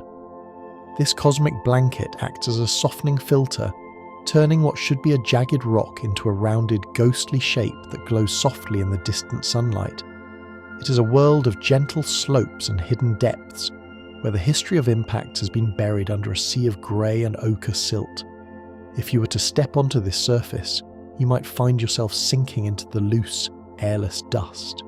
A silent and yielding environment where the violence of the past is muffled and forgotten. The smoothness of the outer Moon is a trick of the dust, a cosmetic layer that hides the battered heart of a captured asteroid. Notice the profound, velvety stillness of your own environment as you breathe in and out, feeling the support of your bed. Let the softness of this celestial dust remind you to release any lingering tightness, allowing your body to feel as weightless and peaceful as a grain of sand on a distant, silent moon. The passage of these small moons across the face of the Sun creates a celestial event that would be unrecognizable to anyone familiar with the dark, perfect eclipses of Earth. Solar eclipses on Mars are peculiar and hurried, as the moons are far too small to completely cover the solar disk, appearing instead as dark, irregular blobs passing by. They do not bring the sudden, midnight darkness of a total eclipse, but rather a subtle and eerie dimming of the daylight, as if a thin cloud had briefly passed overhead. These transits happen frequently due to the Moon's rapid orbits, creating a rhythmic flickering of light on the dusty plains. If we were to look closer at the shadow cast by one of these moons, it would appear as a fast-moving, blurry smudge racing across the craters and dunes. The Sun, which appears much smaller in the Martian sky than in our own, remains a brilliant and menacing presence, only partially obscured by the lumpy silhouette of the satellite. The irregular shapes of Phobos and Deimos mean that the eclipse has no symmetry, looking more like a celestial blemish than a grand alignment of worlds. It is a jagged mechanical process, a quick and frequent reminder of the moon's presence in the heavens. These flickering moments of shadow are the heartbeat of the Martian day, a subtle pulse of lunar energy that marks the passage of time on a world without seasons as we know them. They are the irregular shadows of irregular worlds, crossing the sun with a frantic and lonely energy. The ultimate origin of these two companions remains one of the most enduring mysteries of the planetary neighbourhood, a story that likely began far away in the debris-filled reaches of the main belt. Some scientists suspect these satellites are captured asteroids, snared long ago by the planet's gravity as they wandered too close to the red giant. Their chemical composition and dark, reflective properties match the carbon-rich rocks found in the asteroid belt, suggesting they were once independent travellers in the cosmic void. They are the trophies of a gravitational trap, celestial orphans that found a permanent home in the orbit of a dying world. Deep within the history of the early solar system, a combination of gas drag and the gravitational influence of other planets likely pushed these two rocks into their current positions. They were not born from the same material as the planet they orbit, but are instead intruders, alien visitors that have been forced into a lifelong dance. This origin story explains their irregular shapes and their precarious orbits, as they were never intended to be part of the Martian system. They stand as a testament to the chaotic and opportunistic nature of the universe, where even a wandering stone can be transformed into a moon through the simple, inescapable pull of a planet's heart. Looking up at them, one sees not just the moons of Mars, but the ancient captured remnants of the solar system's wilder, more nomadic past. They have moved from the freedom of the deep void to the eternal rhythm of the red planet, forever part of the dance of the moons. While the moons continue their ancient captured dance through the velvet night, the surface below endures a thermal cycle of staggering violence that would shatter the rhythm of any terrestrial ecosystem. Temperatures on the equator can reach a pleasant 20 degrees Celsius at noon, a fleeting window of warmth that mimics a mild spring day on our homeworld, allowing for a deceptive sense of familiarity in the golden butterscotch light. Yet, as soon as the pale sun vanishes beneath the horizon, the lack of an atmospheric blanket allows this hard-won energy to radiate instantly back into the cold void, causing temperatures to plummet to a bone-chilling -70 by midnight. Surprisingly, the universe offers no middle ground on this rust-coloured world, forcing the landscape to oscillate between the edge of comfort and the absolute depths of an Arctic abyss every single day with a ruthless, mechanical regularity. This rapid thermal contraction and expansion puts immense localised stress on the exposed bedrock, causing it to crack, pop, and flake into the fine dust that defines the horizon and coats the ancient ruins of the plains. It is a world where the seasons happen not just over months, but within the span of a few hours, a relentless pulse of heat and ice that slowly grinds the world into red powder. This delicate thermal balance is often disrupted by atmospheric giants that dwarf any weather pattern found on our home planet, transforming the globe into a single churning laboratory of wind. Global dust storms occasionally swallow the entire planet, lifting so much iron-rich silt into the sky that the surface is completely hidden from the most powerful telescopes for months at a time. These storms are not mere local squalls, but planetary events that transform the world into a featureless ochre ball suspended in the blackness of space, erasing every mountain and valley from view. Surprisingly, the universe allows these storms to grow by feeding them with the very heat they eventually obscure, creating a feedback loop that sustains the chaos for immense periods. As the dust absorbs sunlight, it warms the upper atmosphere, which in turn fuels stronger winds that lift even more dust into the thinning air. Deep within these churning clouds, the sun is reduced to a dim, sickly smudge, and the temperatures on the surface actually begin to stabilize as the thick haze traps what little heat remains in a dusty global greenhouse. The wind carries microscopic particles to every corner of the globe, coating the highest volcanic peaks and the deepest tectonic canyons in a fresh, uniform layer of fine rust. When the storm finally subsides after many long weeks, it leaves behind a world subtly rearranged, its features softened and its colours muted by the silent global redistribution of its own skin. The silence that follows a global storm is profound, a planetary pause as the dust slowly settles back onto the plains under a clearing, butterscotch sky. If we were to look closer at the sky from the perspective of a crater floor, we would see it is less of a shield and more of a transparent veil, barely thick enough to support the lofting of dust or the formation of wispy clouds. This thinness means that radiation from the sun and cosmic rays from the deep galaxy strike the surface with almost no interference, scouring the landscape with invisible high-energy particles. It is a precarious, hollow environment where the boundary between a planetary surface and the lethal void of the cosmos is dangerously visibly thin. Even if the air were thick enough to sustain the pressure of our bodies, its chemical makeup would remain a silent, invisible toxin to any terrestrial visitor. Carbon dioxide makes up nearly 95% of the air, rendering it completely unbreathable for any human lungs accustomed to the rich nitrogen and oxygen of home. This overwhelming concentration of carbon dioxide creates a world that is chemically stagnant, a place where the breath of life as we know it has no purchase and no future. As you rest, notice the effortless, cool intake of the air around you, a rich and complex gift that the red desert cannot provide to its inhabitants. Feel the oxygen moving through your system, bringing life and deep relaxation to every cell in your body, anchoring you in the safety and abundance of your own world. Your breath is a rhythmic, easy cycle that connects you to the vibrant, living history of a planet that still knows how to sustain its children. Surprisingly, the universe has composed this alien atmosphere as a heavy, cold draft of gas that clings to the craters and valleys like a ghostly, invisible fluid. While it provides the carbon necessary for the planet's exotic ice cycles and seasonal changes, it offers no sustenance to the complex biological processes that define our own existence. It is a beautiful, lethal sky, a cold composition of atoms that serves the slow geology of the world rather than the frantic needs of the living.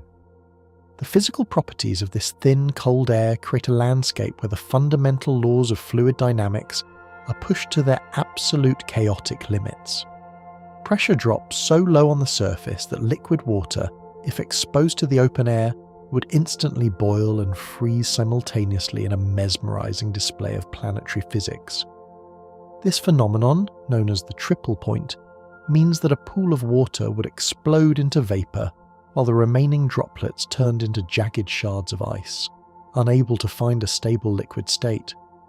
If we were to look closer at a hypothetical glass of water placed on the red sand, it would appear to be at a violent rolling boil, yet it would feel freezing to the touch.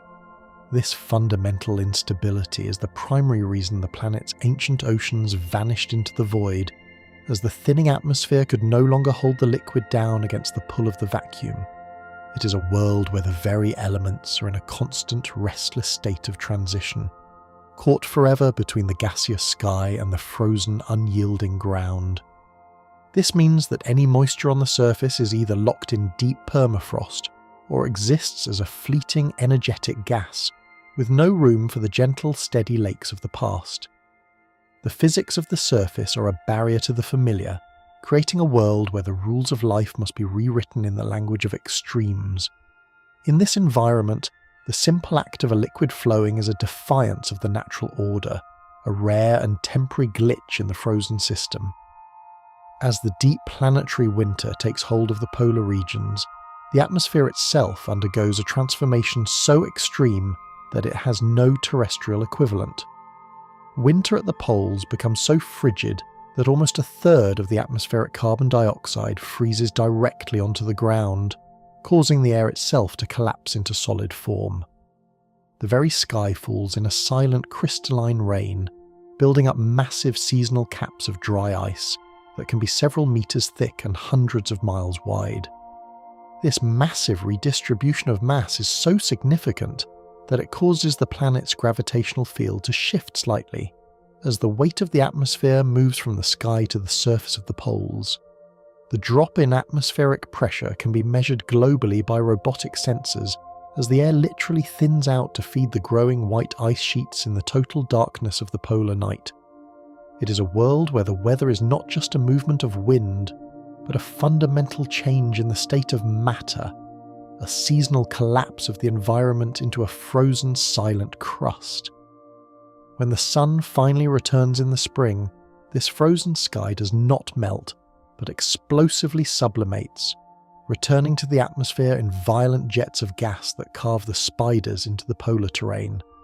This rhythmic heaving of the atmosphere, from gas to solid and back again, is the planet's primary respiratory cycle, a slow and massive breath of carbon dioxide. The weight of the sky is a literal burden that the poles must carry every winter, a cycle of frozen air that defines the Martian year. Beneath this falling sky, the sensation of being is fundamentally altered by the reduced pull of the planet's core, creating a world of effortless motion. Gravity on Mars is only 38% of Earth's, completely changing the physics of walking, falling, and even the way the fine dust settles onto the ancient plains. A human traveller would feel a strange, buoyant lightness, where every step becomes a long, gliding leap, and the weight of a heavy pack feels like a mere shadow of itself. Notice how heavy and grounded your own body feels as it presses into your bed, a comforting, reliable weight that keeps you secure and stable in the present moment. Let this deep sense of earthly gravity pull all the lingering tension out of your muscles, allowing you to sink further into the profound, unmoving stillness of your own room. You're held by a massive and ancient force, a grounding presence that ensures your safety while you drift towards sleep. If we were to look closer at the movement of sand in a breeze, we would see that even the smallest grains stay aloft for much longer than they should, dancing in the thin air with an effortless grace. This reduced gravity is the reason the colossal volcanoes were allowed to grow to their staggering heights, as the underlying crust did not have to support nearly as much weight as it would on our more massive home. It is a world of low-impact landings and high-altitude dreams, where the physical burden of existence is lightened by the smallness of the world. This smaller world moves through the solar system with a slow, deliberate pace that stretches the very concept of time and duration. A local year lasts nearly twice as long as an Earth year, extending the duration of its harsh seasons until they feel like eternal, unchanging eras. A single Martian winter can last for many months, a long, dark occupation by the cold that tests the limits of the planet's fragile thermal balance and planetary patience. Surprisingly, the universe has designed this orbit to be significantly more elliptical than Earth's, meaning the distance to the Sun changes dramatically throughout the year. This eccentricity causes the seasons in the Southern Hemisphere to be much more extreme than those in the North, with shorter, hotter summers and longer, more brutal winters. The rhythm of the world is dictated by this wobbling, elongated path, a celestial dance that ensures no 2 years are ever exactly the same in their intensity. This stretching of time means that the rhythm of life, should it ever take root there, would have to be slow and patient, adapted to a calendar that demands endurance over speed. The sun takes nearly 700 days to return to its starting position among the stars, a long and lonely journey through the void that defines the slow, geological pulse of the planet. It is a world where patience is a requirement of survival, and the transition of the seasons is a monumental shift that slowly redraws the face of the entire globe. Deep within the ancient southern highlands, the planet hides the secret of its greatest loss, written in the very magnetic alignment of the rocks themselves. Magnetic anomalies scattered across the southern hemisphere indicate the ghost of a global magnetic field that died billions of years ago, leaving the world defenseless. Unlike the steady protective shield of Earth, these are localized, frozen magnetic fields trapped in the crust, remnants of a time when the planet's core was a churning dynamo of molten metal. Surprisingly, the universe has left these magnetic stripes as a silent, invisible scream, marking the exact moment the planet lost its protection against the relentless solar wind. Without a global field to deflect the sun's radiation, the atmosphere was slowly stripped away piece by piece, atom by atom, over millions of years of celestial erosion. Today, a compass on the surface would spin aimlessly in most places, only occasionally twitching with confusion as it passes over these ancient buried memories of a once vibrant magnetic heart. These anomalies act as a geological record of the planet's early vitality, a magnetic map of a world that once had the power to shield itself from the stars. They are the fingerprints of a dead dynamo, a reminder that even the strongest planetary defences can eventually fade into the cold silence of history. In the southern darkness, these magnetic ghosts are the only things that still remember the planet's ancient protective embrace. This lack of a global shield, combined with the jagged, extreme topography, creates a weather system that is as unpredictable as it is hauntingly silent. Unpredictable pressure fluctuations cause mysterious, localized weather phenomena in deep valleys and craters, where the thin air can suddenly compress or expand without a moment's warning. In the depths of the Great Canyons, the wind can reach hurricane speeds while remaining almost entirely silent to the human ear, a phantom force that scours the rock with invisible icy hands. If we were to look closer at the floors of these deep chasms during the transition to night, we might see sudden, localized fogs that appear and vanish in a matter of minutes as the local pressure shifts.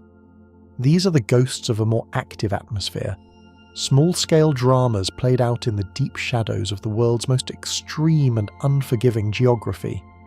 These winds do not howl or roar, they simply push, moving the dust in a silent, relentless reorganization of the desert floor.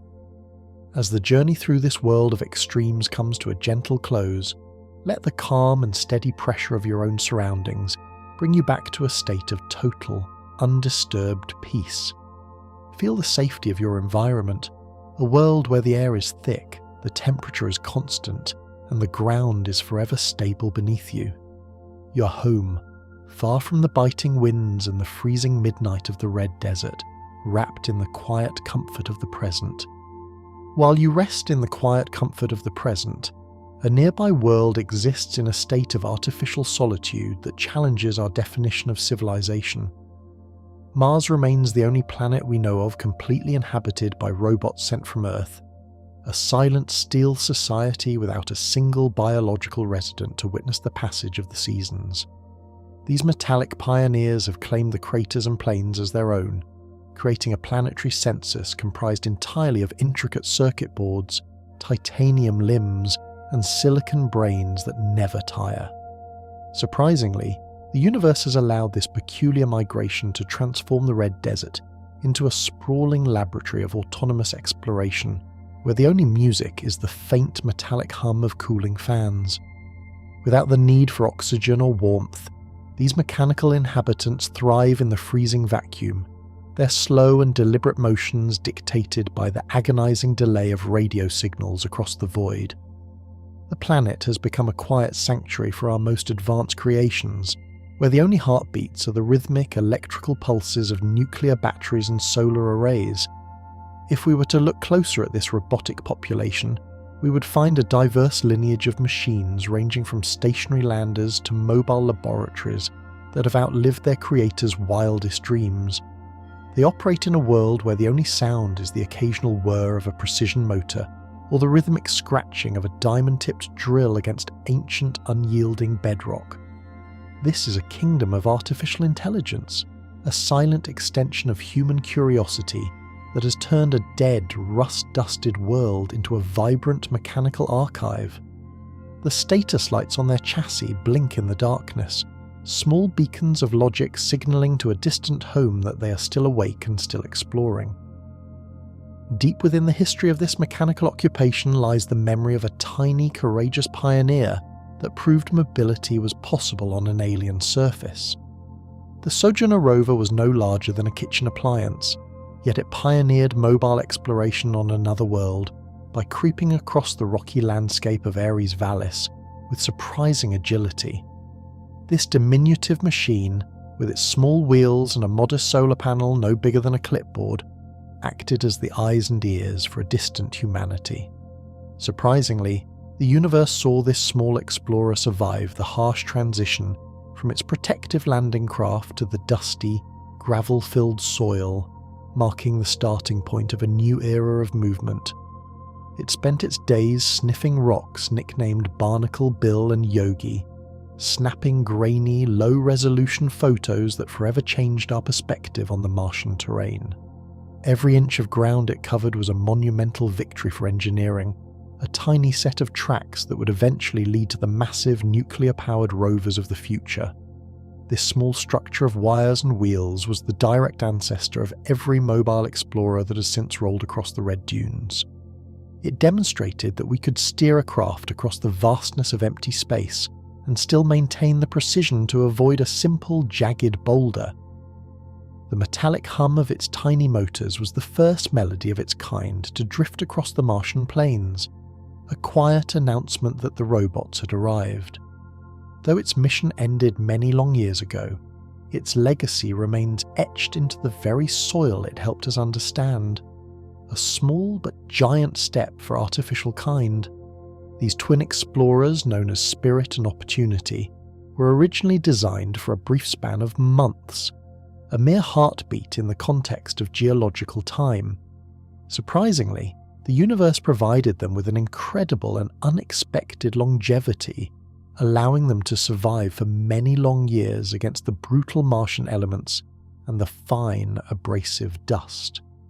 Their mission was extended again and again as they climbed the heights of the Columbia Hills and ascended into the deep, ancient craters of the plains, far exceeding every original expectation.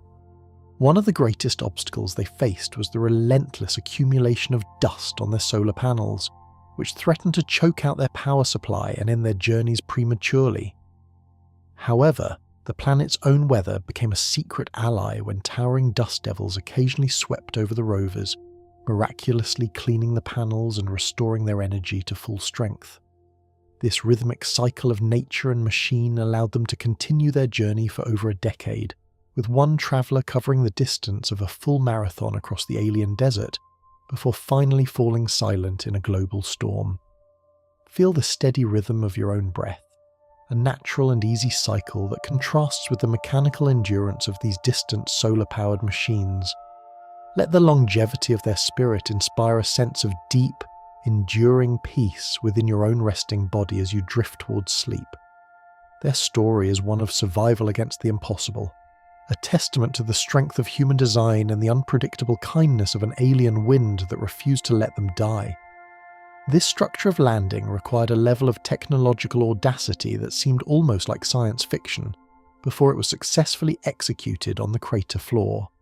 Curiosity utilizes a complex sky crane maneuver to lower itself gently onto the surface with rocket thrusters, a descent often described as a short, terrifying interval of extreme precision. Instead of using traditional airbags to bounce across the dunes, the rover was lowered on heavy nylon tethers from a hovering descent stage, ensuring a precise and soft touchdown in the heart of Gale Crater. If we were to look closer at this large, vehicle-sized laboratory, we would see a machine powered not by the fickle sun, but by the slow, steady decay of a nuclear heart. This radioactive battery allows it to operate throughout the freezing nights and the dark global dust storms without losing power, momentum, or the ability to think. It carries a suite of advanced instruments that can drill into rocks, bake soil samples in a miniature oven, and search for the complex organic building blocks of life. The sheer scale of this machine represents a monumental leap in our ability to interact with the Martian surface and its ancient history. It moves with a slow, deliberate crunch of wheels on alien gravel, its sturdy treads carving a path toward the towering sedimentary layers of Mount Sharp. Every movement is a calculated dance of engineering, a massive presence on a world of tiny grains and vast stretching shadows. The metallic hum of its internal systems is a constant companion to the silence of the crater, a sign of a lab that never sleeps. Hovering above the jagged dunes of the ancient delta, we find the remarkable achievement of the pioneering-powered, controlled flight on another planet. The Ingenuity helicopter proved that flight is possible in a remarkably thin atmosphere, despite the air density being only a tiny fraction of that found at sea level on Earth. To generate enough lift in such a vacuum, its twin carbon fibre blades had to spin at unimaginable speeds, creating a high-pitched whir that sliced through the thin Martian air. Surprisingly, the universe allowed this tiny featherweight craft to soar above the dunes of Jezero crater, acting as a high-altitude scout for its larger rover companion. Each flight was a test of aerodynamics and autonomy, as the delay in communication meant the helicopter had to navigate, stabilise and land entirely on its own. It hopped over jagged ridges and skirted around sandy obstacles that would have been impassable for a wheeled vehicle, providing a bird's-eye view of the ancient dried-up riverbeds. This small, spindly machine has rewritten the rules of planetary exploration, opening up the vertical dimension of a landscape that was once only reachable by wheel and tread. It stands as a modern-day Wright brothers moment, a triumph of physics and ingenuity over a hostile and unforgiving environment that seemed designed to keep things grounded. Though it has finally come to rest due to a damaged rotor, its successful flights have paved the way for a future generation of aerial explorers who will one day fill the sky with the hum of robotic wings. The silence of the crater floor is periodically shattered by the sharp, high-energy snap of a laser beam striking a distant rust-coloured rock. Laser instruments aboard modern rovers vaporize rocks to analyze their chemical composition from a short distance, allowing for rapid geological surveys of the surrounding terrain. This process creates a tiny, brilliant spark of plasma, which the rover's telescope then observes to read the unique chemical fingerprints hidden within the glowing vapour. Surprisingly, the universe allows us to peel back the layers of billions of years of history without ever having to physically touch the stones ourselves. By firing countless high-energy pulses, the rover can clear away the surface dust and reach the pristine minerals underneath, revealing the secrets of the planet's ancient watery environment.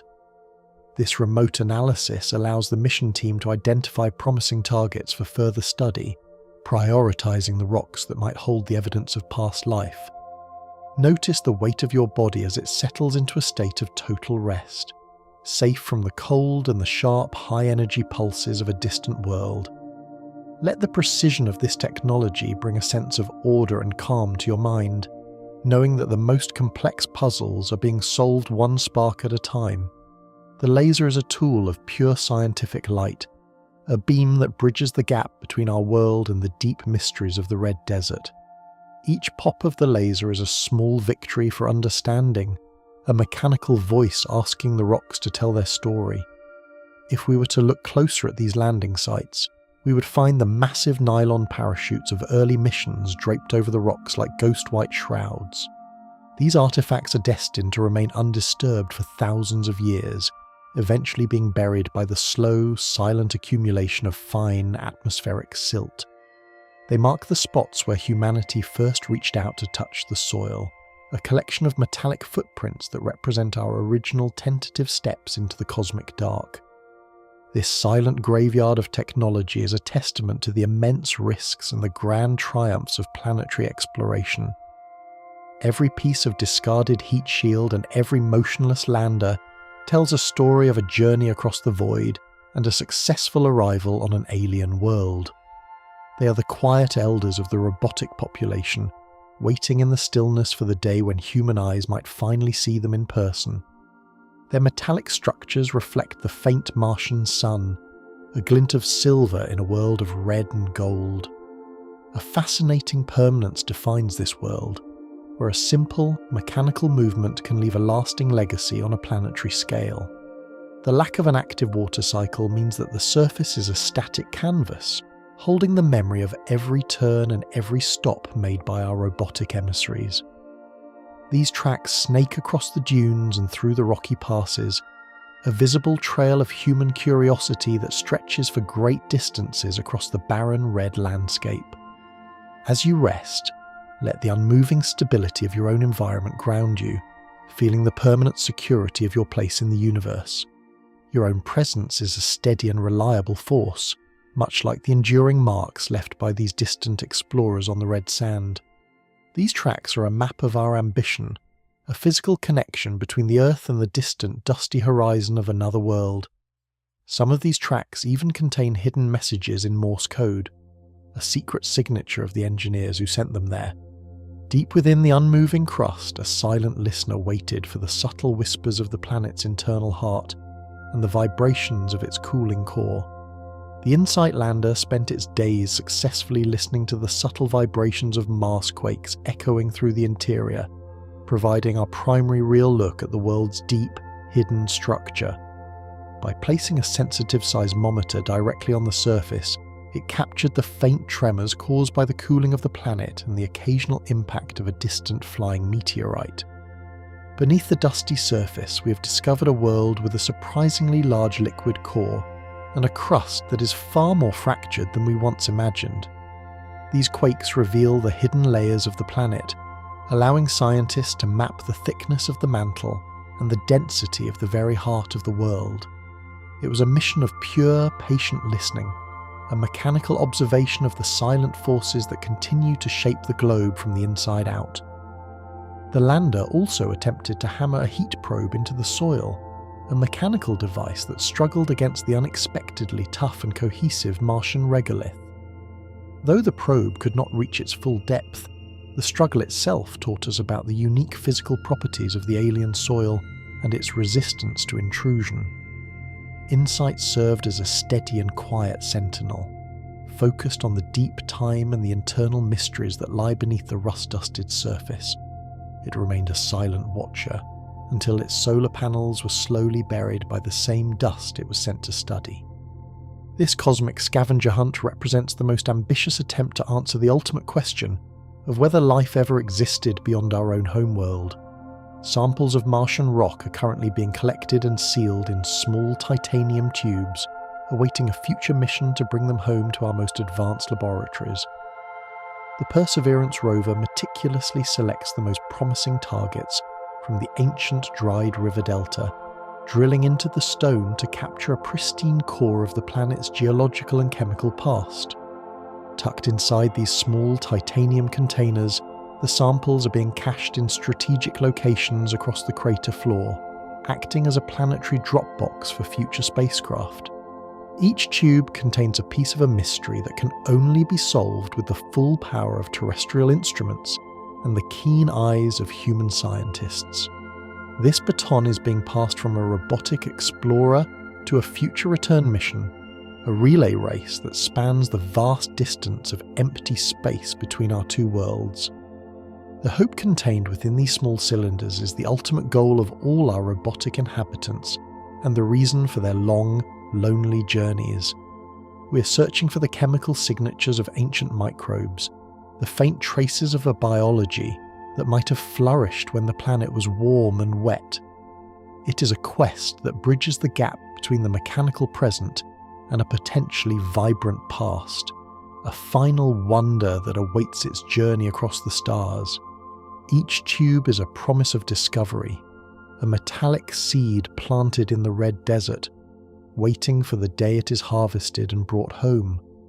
While those metallic seeds wait to be harvested and brought home, the chemical secrets they harbour are already being whispered by the ancient disturbed bedrock nearby. The sharp, dry scent of sulphur and parched stone rises from the ground, where robotic drills have bitten into the past, revealing minerals that were never expected to exist in such a barren place. A strange mineral known as jarosite, which requires highly acidic water to form, was unexpectedly discovered within the shallow walls of a small impact crater. This find acted as a planetary smoking gun, proving that the ancient environment was not just wet, but possessed a chemistry as caustic and biting as a battery. It paints a picture of a world where the water was a stinging, mineral-laden brine, slowly carving the rock into the complex forms we see today. The discovery shattered the hope for a gentle, pristine ocean and replaced it with the harsh reality of an acidic wilderness, a chemical odyssey that changed our understanding of the planet's infancy. Surprisingly, the universe offers a direct contradiction to this acidic, watery history in the form of a fragile green volcanic mineral that should have vanished eons ago. Olivine is found abundantly across vast dry plains, shimmering with a dull emerald hue within the dark volcanic sands.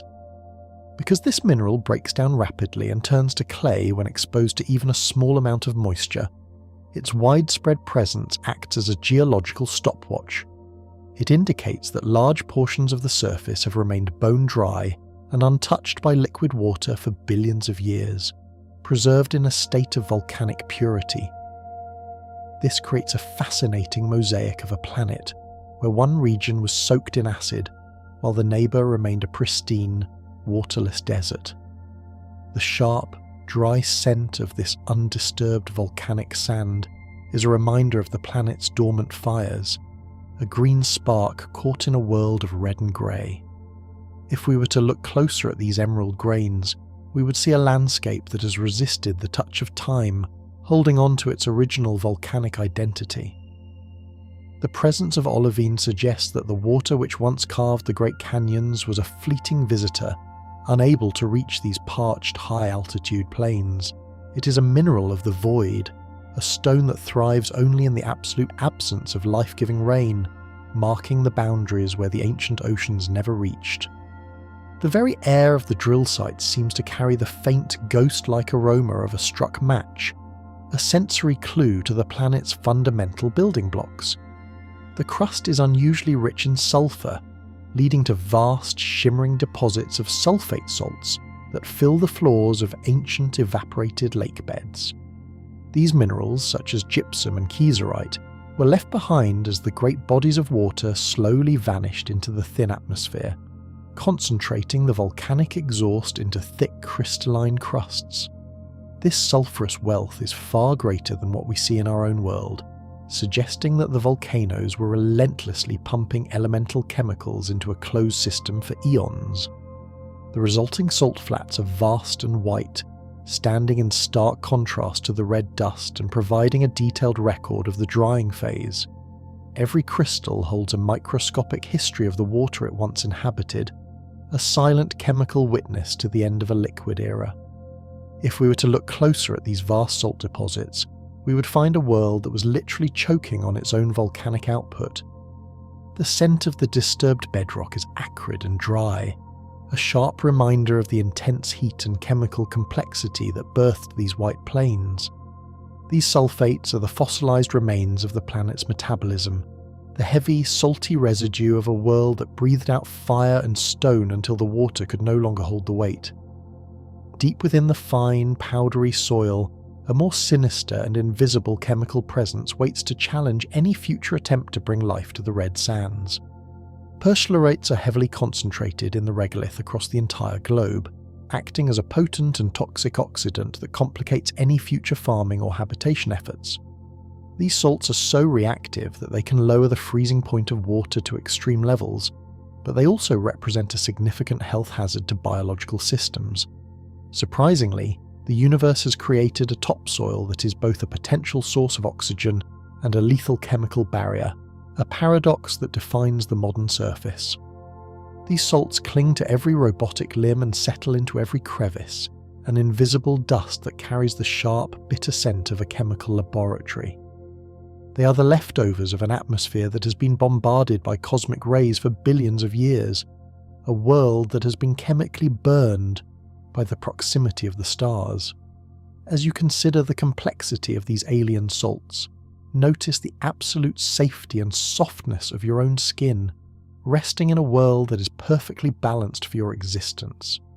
Feel the cool, clean air moving through your lungs, a gentle and non-reactive breath that brings a sense of deep, effortless security to your entire body.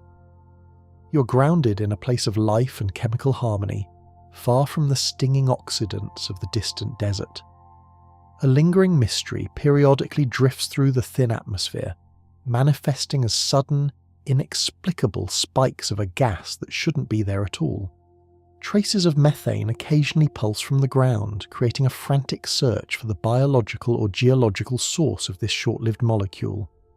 Because methane is quickly destroyed by sunlight, its presence indicates an active, modern source hiding somewhere deep beneath the unmoving crust. This creates a tantalizing paradox. Either the planet is still geologically alive, with water reacting with hot rock in the deep dark, or microscopic organisms are breathing in the hidden aquifers. The sharp, dry scent of the bedrock hides this secret well, as the spikes are too faint for human senses, but loud enough for our robotic labs to hear. It is the ghost of a metabolic or volcanic process, a rhythmic pulse from a world we thought was silent. This gas arrives in seasonal breaths, appearing most frequently during the warm summer months when the ground begins to thaw.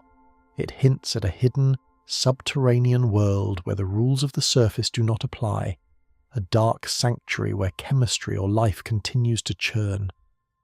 The mystery of the methane is the planet's most persistent whisper, a chemical signature that refuses to be explained away by simple dead stones.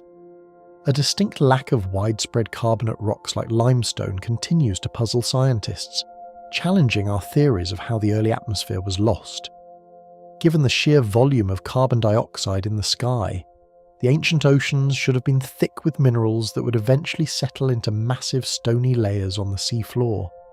Instead, we find only small, localized pockets of these rocks, suggesting that the water was too acidic to allow the carbonates to form, or that the atmosphere escaped into space far faster than we imagined.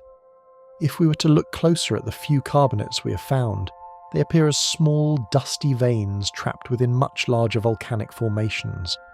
They are the failed fossils of a world that tried to build a cycle like our own, but was thwarted by the overwhelming power of acid and cold. This lack of limestone means the carbon was never safely locked away in the ground, leaving it to be stripped by the solar wind and lost to the infinite dark. The scent of this northern crust when disturbed is slightly different, a more brittle and mineralized aroma that speaks of a cooling planetary interior. It is a vast grey-blue sheet of stone that has paved over the northern world, providing a smooth foundation for the ice and dust that now rule the region. This andesitic layer represents a later epoch of cooling, a time when the planet's molten blood had become thicker and more sluggish. Let the vastness of these northern plains settle over your mind like a heavy, comforting blanket of silence. Feel the weight of your limbs sinking into your bed, as if you were part of the very bedrock of a stable and ancient world. Every muscle in your body is releasing its hold, finding a profound and unshakable peace in the stillness of the night. Surprisingly, the universe has provided us with physical pieces of this distant world, without us ever having to set foot on its surface. Meteorites that originated from the Red Desert and crashed into our homeworld provide our only actual physical samples of the planet's internal makeup and its ancient chemical evolution. These rare stones were blasted off the surface by massive asteroid impacts, travelling through the cold void for millions of years before being snared by the gravity of our world. When we slice into these meteorites, we find tiny bubbles of ancient Martian air trapped within the glass, perfectly matching the gas ratios measured by our landers on the surface. These stones, known as chagotites and naclites, are the messengers of a distant geology, allowing us to hold the very heart of the red planet in our hands. They are the only harvest we currently possess, a collection of accidental travellers that bridge the gap between two worlds. Each stone carries the scorched scent of a journey through the atmosphere, a blackened crust that hides the pristine minerals of another world. They tell us about the crystallization of magma and the slow decay of radioactive atoms, providing a timeline for a world we can only see through telescopes. These meteorites are the ultimate proof that the universe is interconnected, a system where one planet can send its story to another across the vast empty sea of space. Deep beneath the layers of andesite and basalt, the very centre of the world hides a secret about why the planet's magnetic heart finally stopped beating. The core is mostly composed of iron, nickel, and a surprisingly high amount of sulphur, which acts as a thinning agent to keep the metal in a molten state. This high sulphur content means the core is likely completely liquid, lacking the solid inner core that helps generate a powerful magnetic shield. Because the planet is smaller, the internal pressure is not extreme enough to force the iron to solidify at the centre, leaving the world without the dynamo necessary to protect its atmosphere. This liquid heart continues to slosh silently within the cooling mantle, a hidden ocean of molten metal that can no longer shield the ground from the solar wind.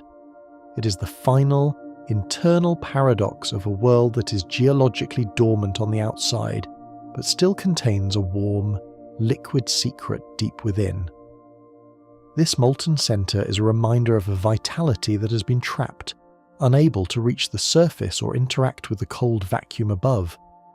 The scent of the bedrock does not reach this far down, but the heat remains, a lingering warmth from the birth of the solar system. The liquid core is a silent engine that has lost its connection to the world, a spinning weight of iron and sulphur that marks the centre of a silent, rusted tomb. Strange concretions of silver-grey hematite dot the vast meridiani planum, appearing as millions of tiny, perfectly round spheres scattered across the rust-coloured sand. These blueberries grew slowly within the groundwater-saturated rock layers of the ancient past, formed through a delicate chemical process where iron-rich minerals precipitated out of the water. As the softer surrounding stone eventually eroded away, these harder metallic berries were left behind, littering the landscape in a spectacular display of geological persistence. As you envision these millions of tiny spheres resting in the red sand, let your thoughts drift into a state of total, rhythmic tranquility. Feel the deep, heavy stability of the world around you, a comfort that allows you to release the final traces of the day's energy. You're drifting now into a profound and dreamless sleep, anchored by the ancient, unmoving secrets of a world far away. While you're anchored by the ancient, unmoving secrets of a world far away, the human story of this desert has often been written through a grainy black and white blur. Long before the first mechanical treads touched the dust, 19th century astronomers squinted through trembling lenses, mistakenly believing they saw long straight canals built by an advanced civilization.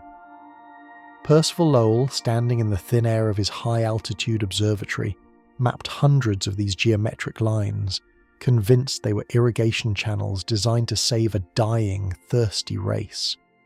This structure of belief was born from the limits of optics and the desperate creativity of the human mind when faced with a distant mystery. Through the haze of Earth's own atmosphere, the brain naturally sought to connect random dark splotches into familiar ordered patterns.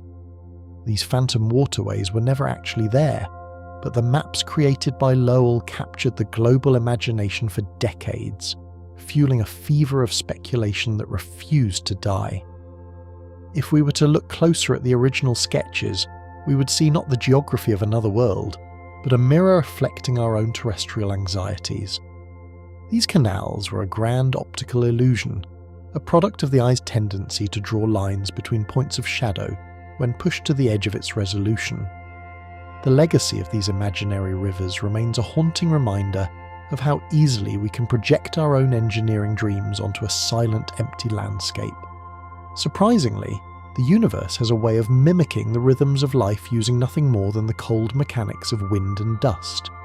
For over a century, seasonal changes in dark patches were once widely interpreted as spreading vegetation that bloomed during the Martian spring and faded in the autumn.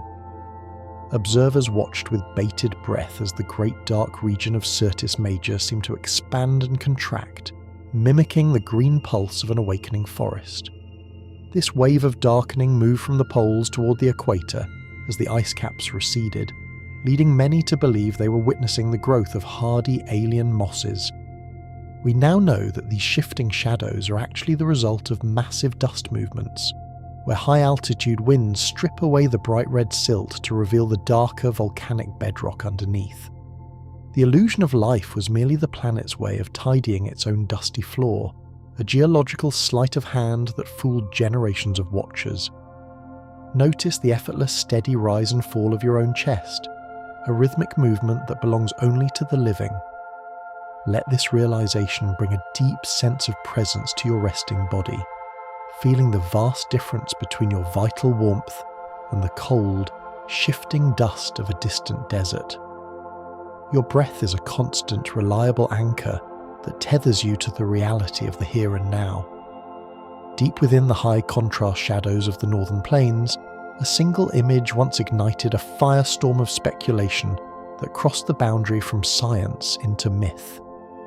The infamous facial structure seen in early orbital photos was simply a trick of light and shadow, playing over a heavily eroded mesa in the Cydonia region. In the low-resolution, grainy frames captured in the 70s, a 2-mile-long rock formation appeared to possess 2 eyes, a nose, and a perfectly symmetrical mouth. This structure became a modern icon of the unexplained, with many claiming it was a monument left behind by the very architects of the imaginary canals.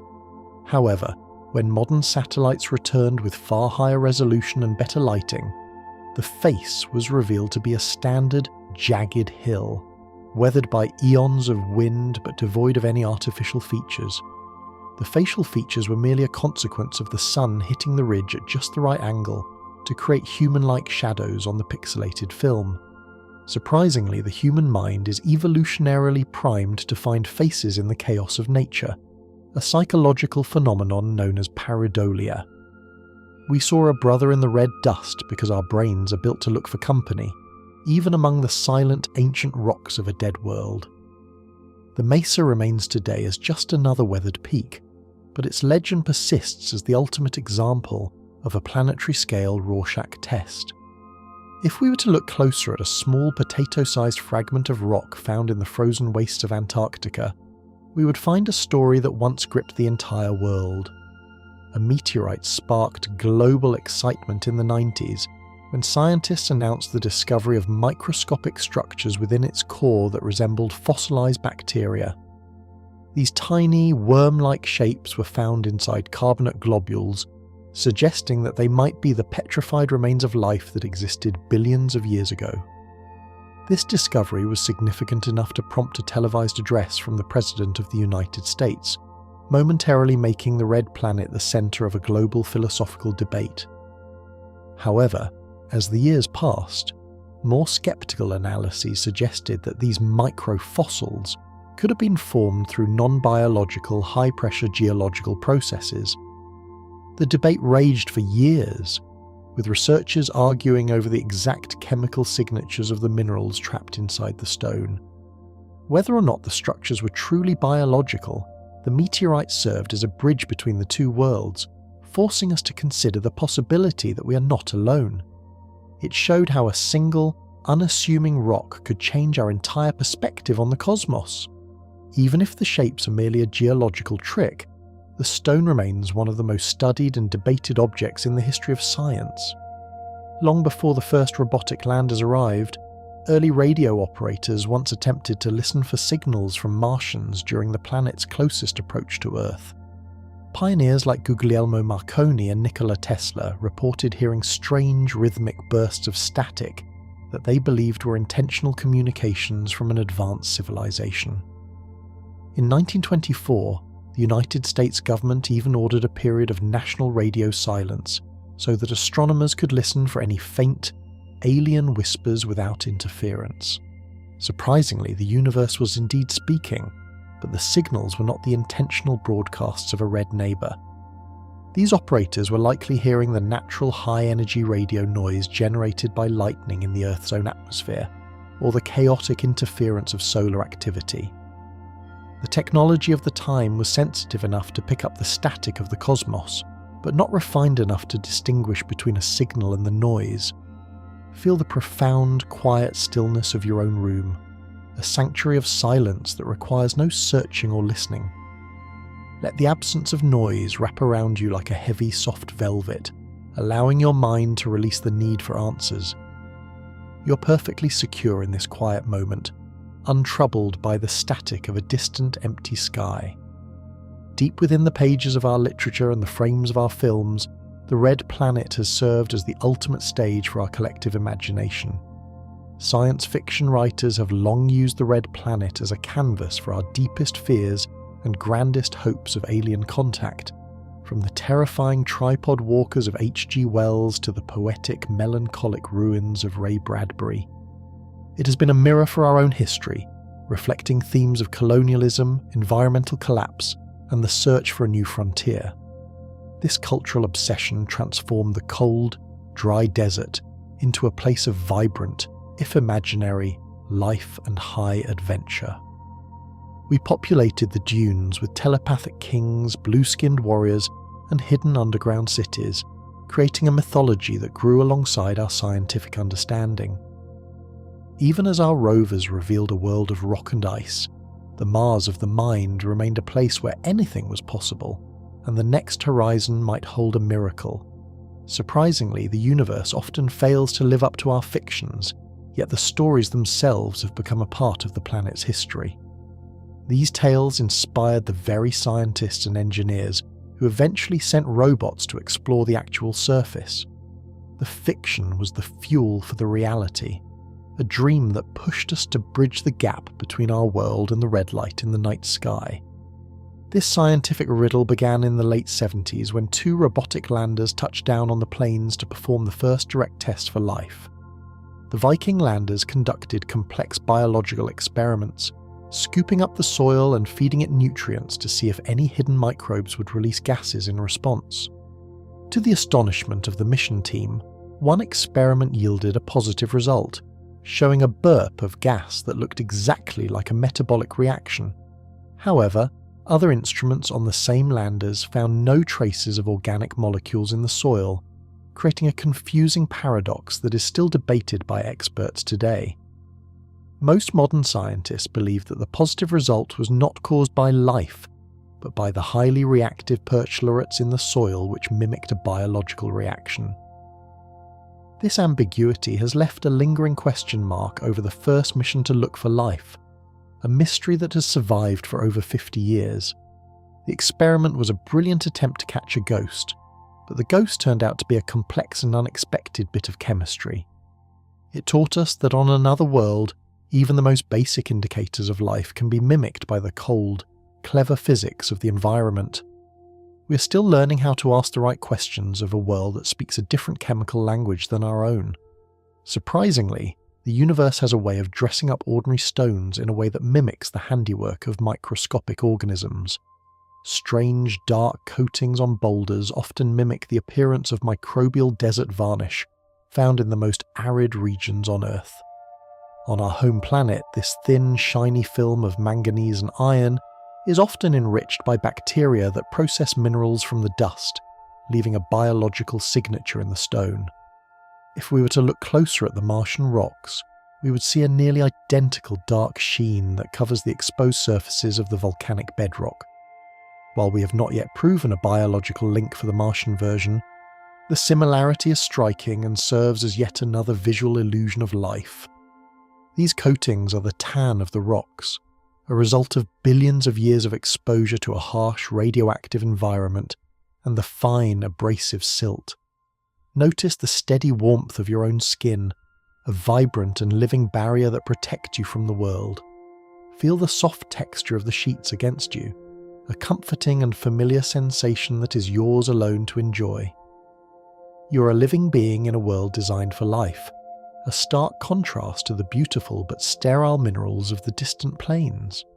Often, the mechanical eyes of our explorers catch a sudden glint in the distance that seems out of place among the rusted dunes. Unidentified bright spots in early rover images often turned out to be nothing more than shiny, wind-polished meteorites that had fallen onto the surface from the asteroid belt.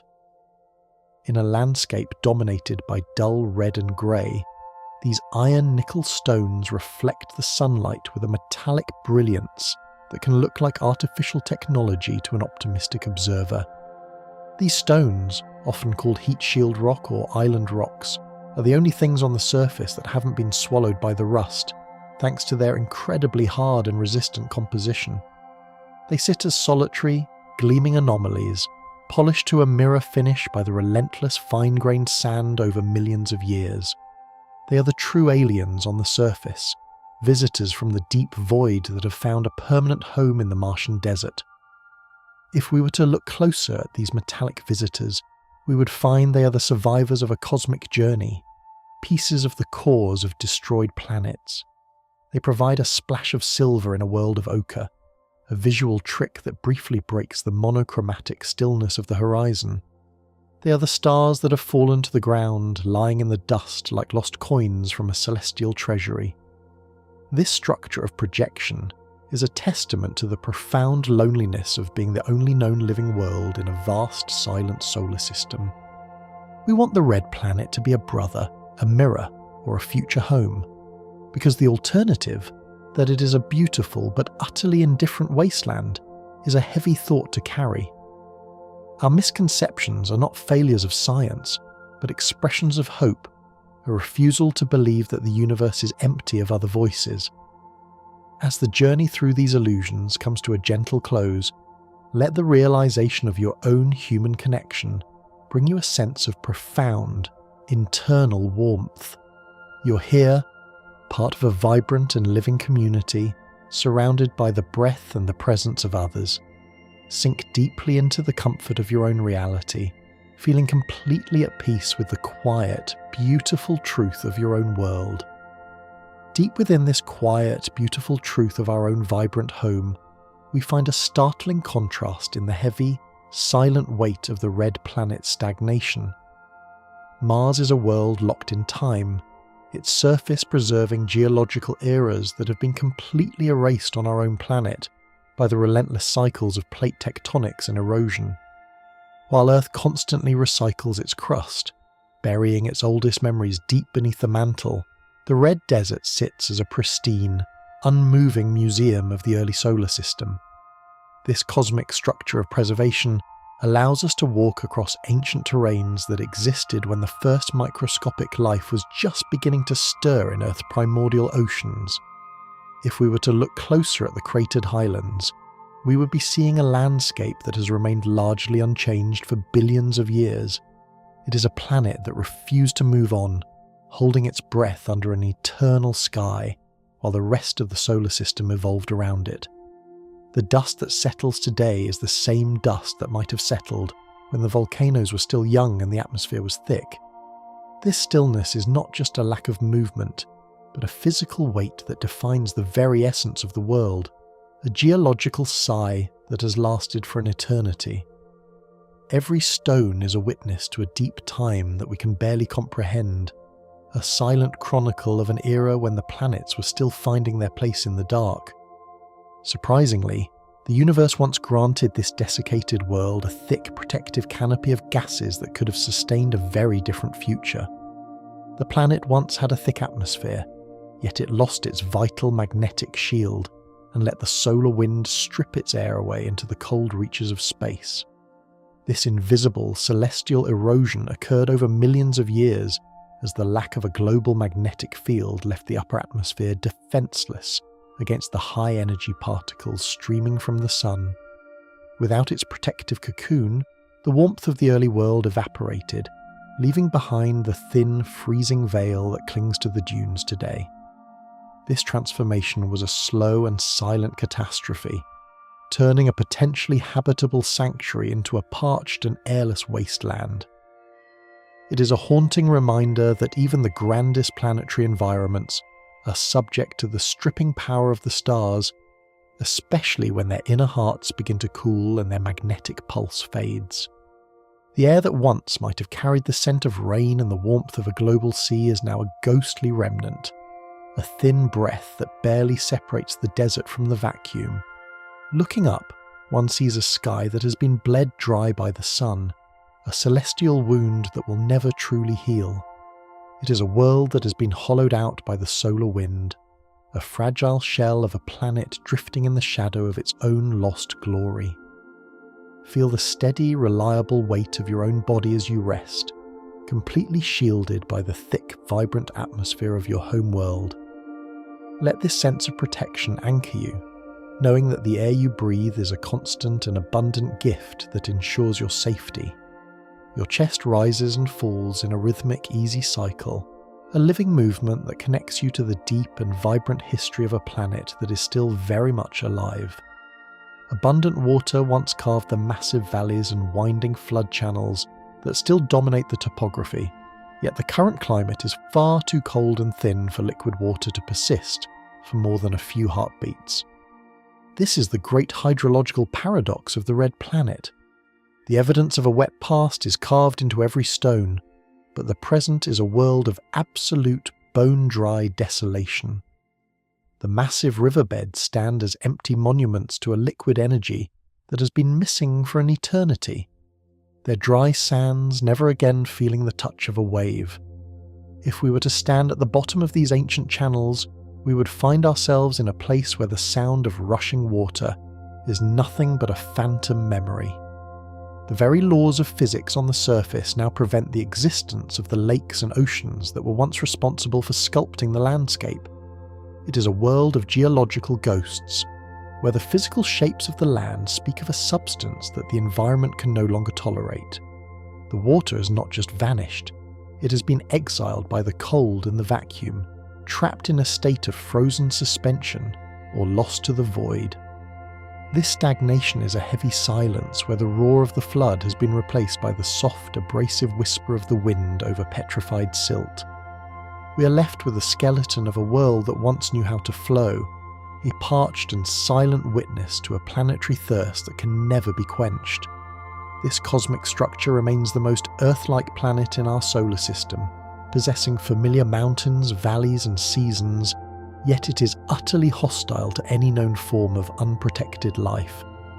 The visual similarity is a cruel trick, a landscape that looks like the deserts of our own world, but lacks the fundamental ingredients for survival. Without a suit or a sanctuary, a human body would succumb instantly to the combination of vacuum, radiation, and lethal sub-zero temperatures. Surprisingly, the universe has created a sibling to our world that is so close in appearance yet so far in compatibility. We recognize the dunes and the rocks, but we are intruders in a world that offers no hospitality to the biology of our home. It is a place of beautiful, distant familiarity that remains as inaccessible and deadly as the deepest reaches of the open sea. The Red Desert asks for nothing and gives nothing back, a barren frontier that tests the very limits of our curiosity and our technology. Standing on the rust-coloured sand, one is reminded that life is a rare and fragile miracle, a vibrant spark that must be carefully guarded against the cold indifference of the cosmos. It is a world that looks like home but feels like the void, a silent mirror that reflects the precarious beauty of our own existence. The colossal volcanoes that tower over the horizon represent a history of unimaginable internal heat and volcanic fury, but the planet is now almost entirely geologically quiet. These giants were built by massive plumes of magma that once churned with a planetary intensity, yet the fires beneath the crust have faded into a long and silent slumber. The heat that birthed the largest mountains in the solar system has dissipated, leaving the structures to stand as cold, dormant sentinels under an eternal sky. Notice how the internal heat of your own resting body remains constant and gentle, a steady glow of vitality that keeps you warm in the stillness. Let this soft internal fire bring a sense of comfort and life to your limbs, a vibrant contrast to the cold and silent depths of the distant mountains. You are a source of warmth in a quiet world, safe and perfectly regulated within your own sanctuary. While the red planet has lost its internal pulse, you're anchored by the rhythmic beat of your own heart, a steady reminder of the energy that still flows through you. The silence of the Martian interior is a heavy weight, but your own world is filled with the subtle, living sounds of a planet that is still churning with heat and life. Every breath you take is a defiance of the cold stillness, a small but powerful movement in a universe that values the warmth of the living. The two small moons continue their rapid and irregular dance in the sky, yet they are locked in a celestial struggle that will eventually lead to two very different ends. One is destined to crash violently into the surface, spiraling inward until the planet's gravity tears it apart, while the other slowly drifts away into space, escaping the world's embrace forever. This divergence is a slow-motion drama of orbital mechanics, a final parting of the companions that have patrolled the red sky for eons. If we were to look closer at their paths, we would see a system in the middle of a long and inevitable dissolution. The moons are not permanent fixtures, but temporary visitors caught in a fading gravitational net. They represent the final, crumbling remnants of a planetary system that is slowly tidying its surroundings as it settles into a final, stagnant old age. Soon, in the context of cosmic time, the sky of the red planet will be empty, its guardians gone and its horizon more solitary than ever before. This slow departure is a silent echo of the planet's own journey from a vibrant, active world to a quiet and unmoving desert. It is the final movement of a long and lonely celestial symphony, a fading melody of gravity and stone that marks the slow decline of a planetary family. We currently understand the chemical and mineral composition of the Martian soil almost perfectly, thanks to the tireless work of our robotic labs, yet we cannot say with any certainty if it ever nurtured even a single microbe. We know the exact ratios of iron, sulfur, and salts, but the presence of life remains a haunting and unanswered question mark. The rocks have yielded their chemical secrets, but they have not yet given up the secret of their potential ancestry. Deep within the fine dust, the signatures of ancient life may be hidden or completely erased by the harsh radiation of the surface. This creates a state of scientific suspension, where we have all the data about the environment, but none about the inhabitants that might have once called it home. It is a world where the evidence for the stage is complete, but the story of the players remains a blank page in the history of the cosmos. We search for a single cell, a microscopic fragment of biology that would change everything, yet the dunes remain stubbornly silent. The soil is a map of a world we know well, but it is a map of a ghost town where the original residents have left no definitive trace of their existence. This uncertainty is the heaviest weight of all, a mystery that persists despite our most advanced tools and our most dedicated efforts to listen. This small red dot holds the vital keys to understanding our own planet's origins and the early conditions of the solar system, despite being an evolutionary dead end itself.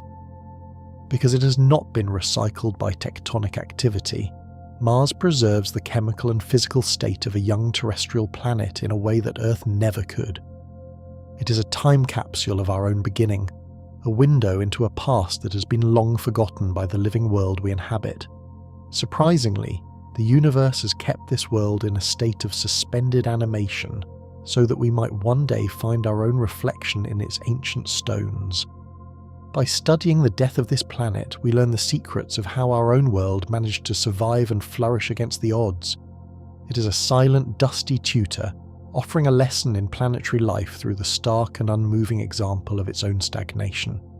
As you breathe, feel the deep, heavy stability of the ground beneath you, a world that is still moving, still growing, and still vibrant with life. Let the realization of your planet's vitality fill you with a sense of gratitude and profound, unshakable peace. You are part of a success story, a living testament to the resilience of a planet that refused to go quiet, finding wisdom in the silence of its ancient red sibling. Humanity frequently dreams of transforming this cold desert into a second home, though the immense scale and complexity of terraforming remain an almost impossible challenge for our current technology. The dream of thickening the air, warming the soil, and introducing liquid water would require a planetary-scale engineering project that could take many thousands of years to complete. It is a vision of a new garden in the void, a grand hope that battles against the unforgiving physics of an airless world. If we were to look closer at the requirements, we would see a task that involves relocating entire oceans of gas and managing the heat of a whole planet. The sheer weight of the stagnation is a barrier to change, a resistance that the Red Desert offers to any attempt at resurrection. It remains a world for the imagination, a canvas for our future that currently sits in a state of absolute and unyielding cold. We imagine forests growing on the slopes of the massive volcanoes and rivers flowing through the ancient canyons, but these are dreams that exist far beyond our current reach. The planet sits and waits, a silent giant that will not be easily awoken from its long frozen sleep. It is a challenge that humbles our greatest ambitions and forces us to appreciate the delicate, beautiful balance of the world we already have, a home that requires no transformation to sustain us. For all its desolate stillness and the absence of any living breath, the planet is currently more populated by our exploratory consciousness than any other celestial body in the night sky. Through the eyes and ears of our robotic inhabitants, we have walked the dunes, climbed the mountains, and listened to the silence of the canyons. We have turned a distant light into a familiar place, populating the emptiness with our thoughts, our questions, and our technological dreams. This structure of exploration has made the Red Planet a part of our own mental landscape, a world that we inhabit with our curiosity even as we remain physically tethered to the Earth. The silence of the desert is now filled with the data and the imagery of our arrival, a transition from a distant mystery to a well-charted frontier.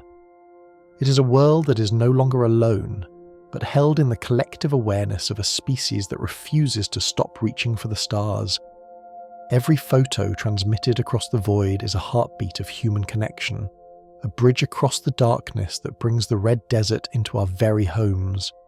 We have turned a dead world into a living idea, a destination for our souls that currently sits in the absolute peace of the cosmic night.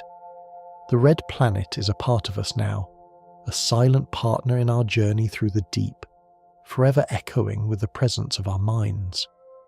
The heavy, silent weight of Mars is the universe's most profound mirror, reflecting the fragile brilliance of our own existence and reminding us that the greatest wonder is not the dead stones of a distant world, but the living breath that allows us to seek them.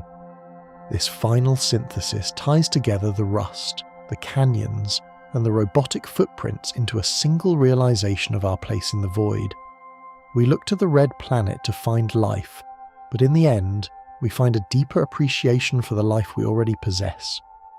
The stagnation of the Red Desert is a backdrop for the vibrant, chaotic beauty of the Earth, a cold contrast that makes our own world shine all the brighter. If we were to look closer at the entire journey, we would see that our fascination with the Red Planet is a search for meaning in a vast and silent universe. It is a world that has taught us about loss, about time, and about the incredible persistence of human curiosity in the face of the infinite. As you drift into a final, restful sleep, let the peace of this realization settle over you like a warm and protective blanket. You're here, you're alive, and you're part of a grand and beautiful story that is still being written among the stars. The Red Planet rests in its eternal stillness, and now you may rest too, in the quiet, beautiful truth of your own wonderful world. Deep within the silent, frozen remains of this vibrant past, we uncover not just the story of a dying world, but a profound mirror reflecting the fragile, precious improbability of our own living Earth. This grand synthesis ties together every jagged peak and every dry riverbed we have explored in our minds, revealing that the true value of the Red Desert is the perspective it grants us on our home. Surprisingly, the universe uses the absolute stillness of a cold neighbour to highlight the incredible, buzzing vitality of the ground beneath our own feet. If we were to look closer at the layers of history we have uncovered, we would see that our fascination with the distant is merely a search for our own reflection in the cosmic dark. The rust, the canyons, and the robotic footprints are all pieces of a larger puzzle that helps us understand the precious nature of the breath we take right now. This realization is the final wonder, a quiet truth that settles over the mind like the softest evening mist. bringing the vastness of the heavens back to the warmth and safety of the present. This quiet room is the final harbour of our journey, a place where the weight of the galaxy transforms into the heavy, comforting pressure of your own body. The sensation in your feet and ankles is one of absolute surrender, as they settle into the mattress with a deep and heavy finality. A gentle tide of relaxation is flowing upward through your calves and knees, until every muscle in your legs is completely unburdened. Your thighs are becoming heavy and still, losing their connection to the frantic energy of the day as they sink further into the sheets. Your hands and fingers are resting perfectly still, their weight pressing gently against the soft textures of the blanket that wraps you in warmth. This stillness is spreading through your forearms and elbows, moving like a slow and peaceful river toward your upper arms. Surprisingly, the body knows exactly how to release the shoulders, allowing them to drop away from the neck in a state of total ease. Every muscle in your upper back is widening and softening, surrendering the last knot of effort to the support of the bed. A natural wisdom allows every muscle in the face to simply melt into the pillow, leaving the forehead smooth and cool. The temples are losing their tight grip on the waking hours, and the jaw is softening into a state of complete and utter rest. You are sinking now, a slow and graceful descent into the softest and most peaceful part of the night. The rhythmic movement of your breathing has become a slow and automatic melody, a quiet signal of total and undisturbed recovery. The comfort of the bed is a total and absolute reality, providing a perfect foundation for the mind to finally release its hold. You are becoming as still as the shadows that fill the room, drifting away into the calm. The shadows are soft and kind, wrapping around the corners of your vision and guiding you toward a state of total, dreamless surrender.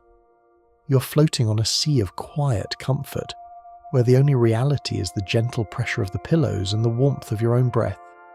This is the threshold of the night, a place where the light is forgotten and the mind is allowed to simply be. This is the moment of final release, where the body and the mind become one in the stillness. You're safe, you're warm, and you're ready. Sleep is the only destination left, and now 101 wonders are resting with you. Sleep now. Good night.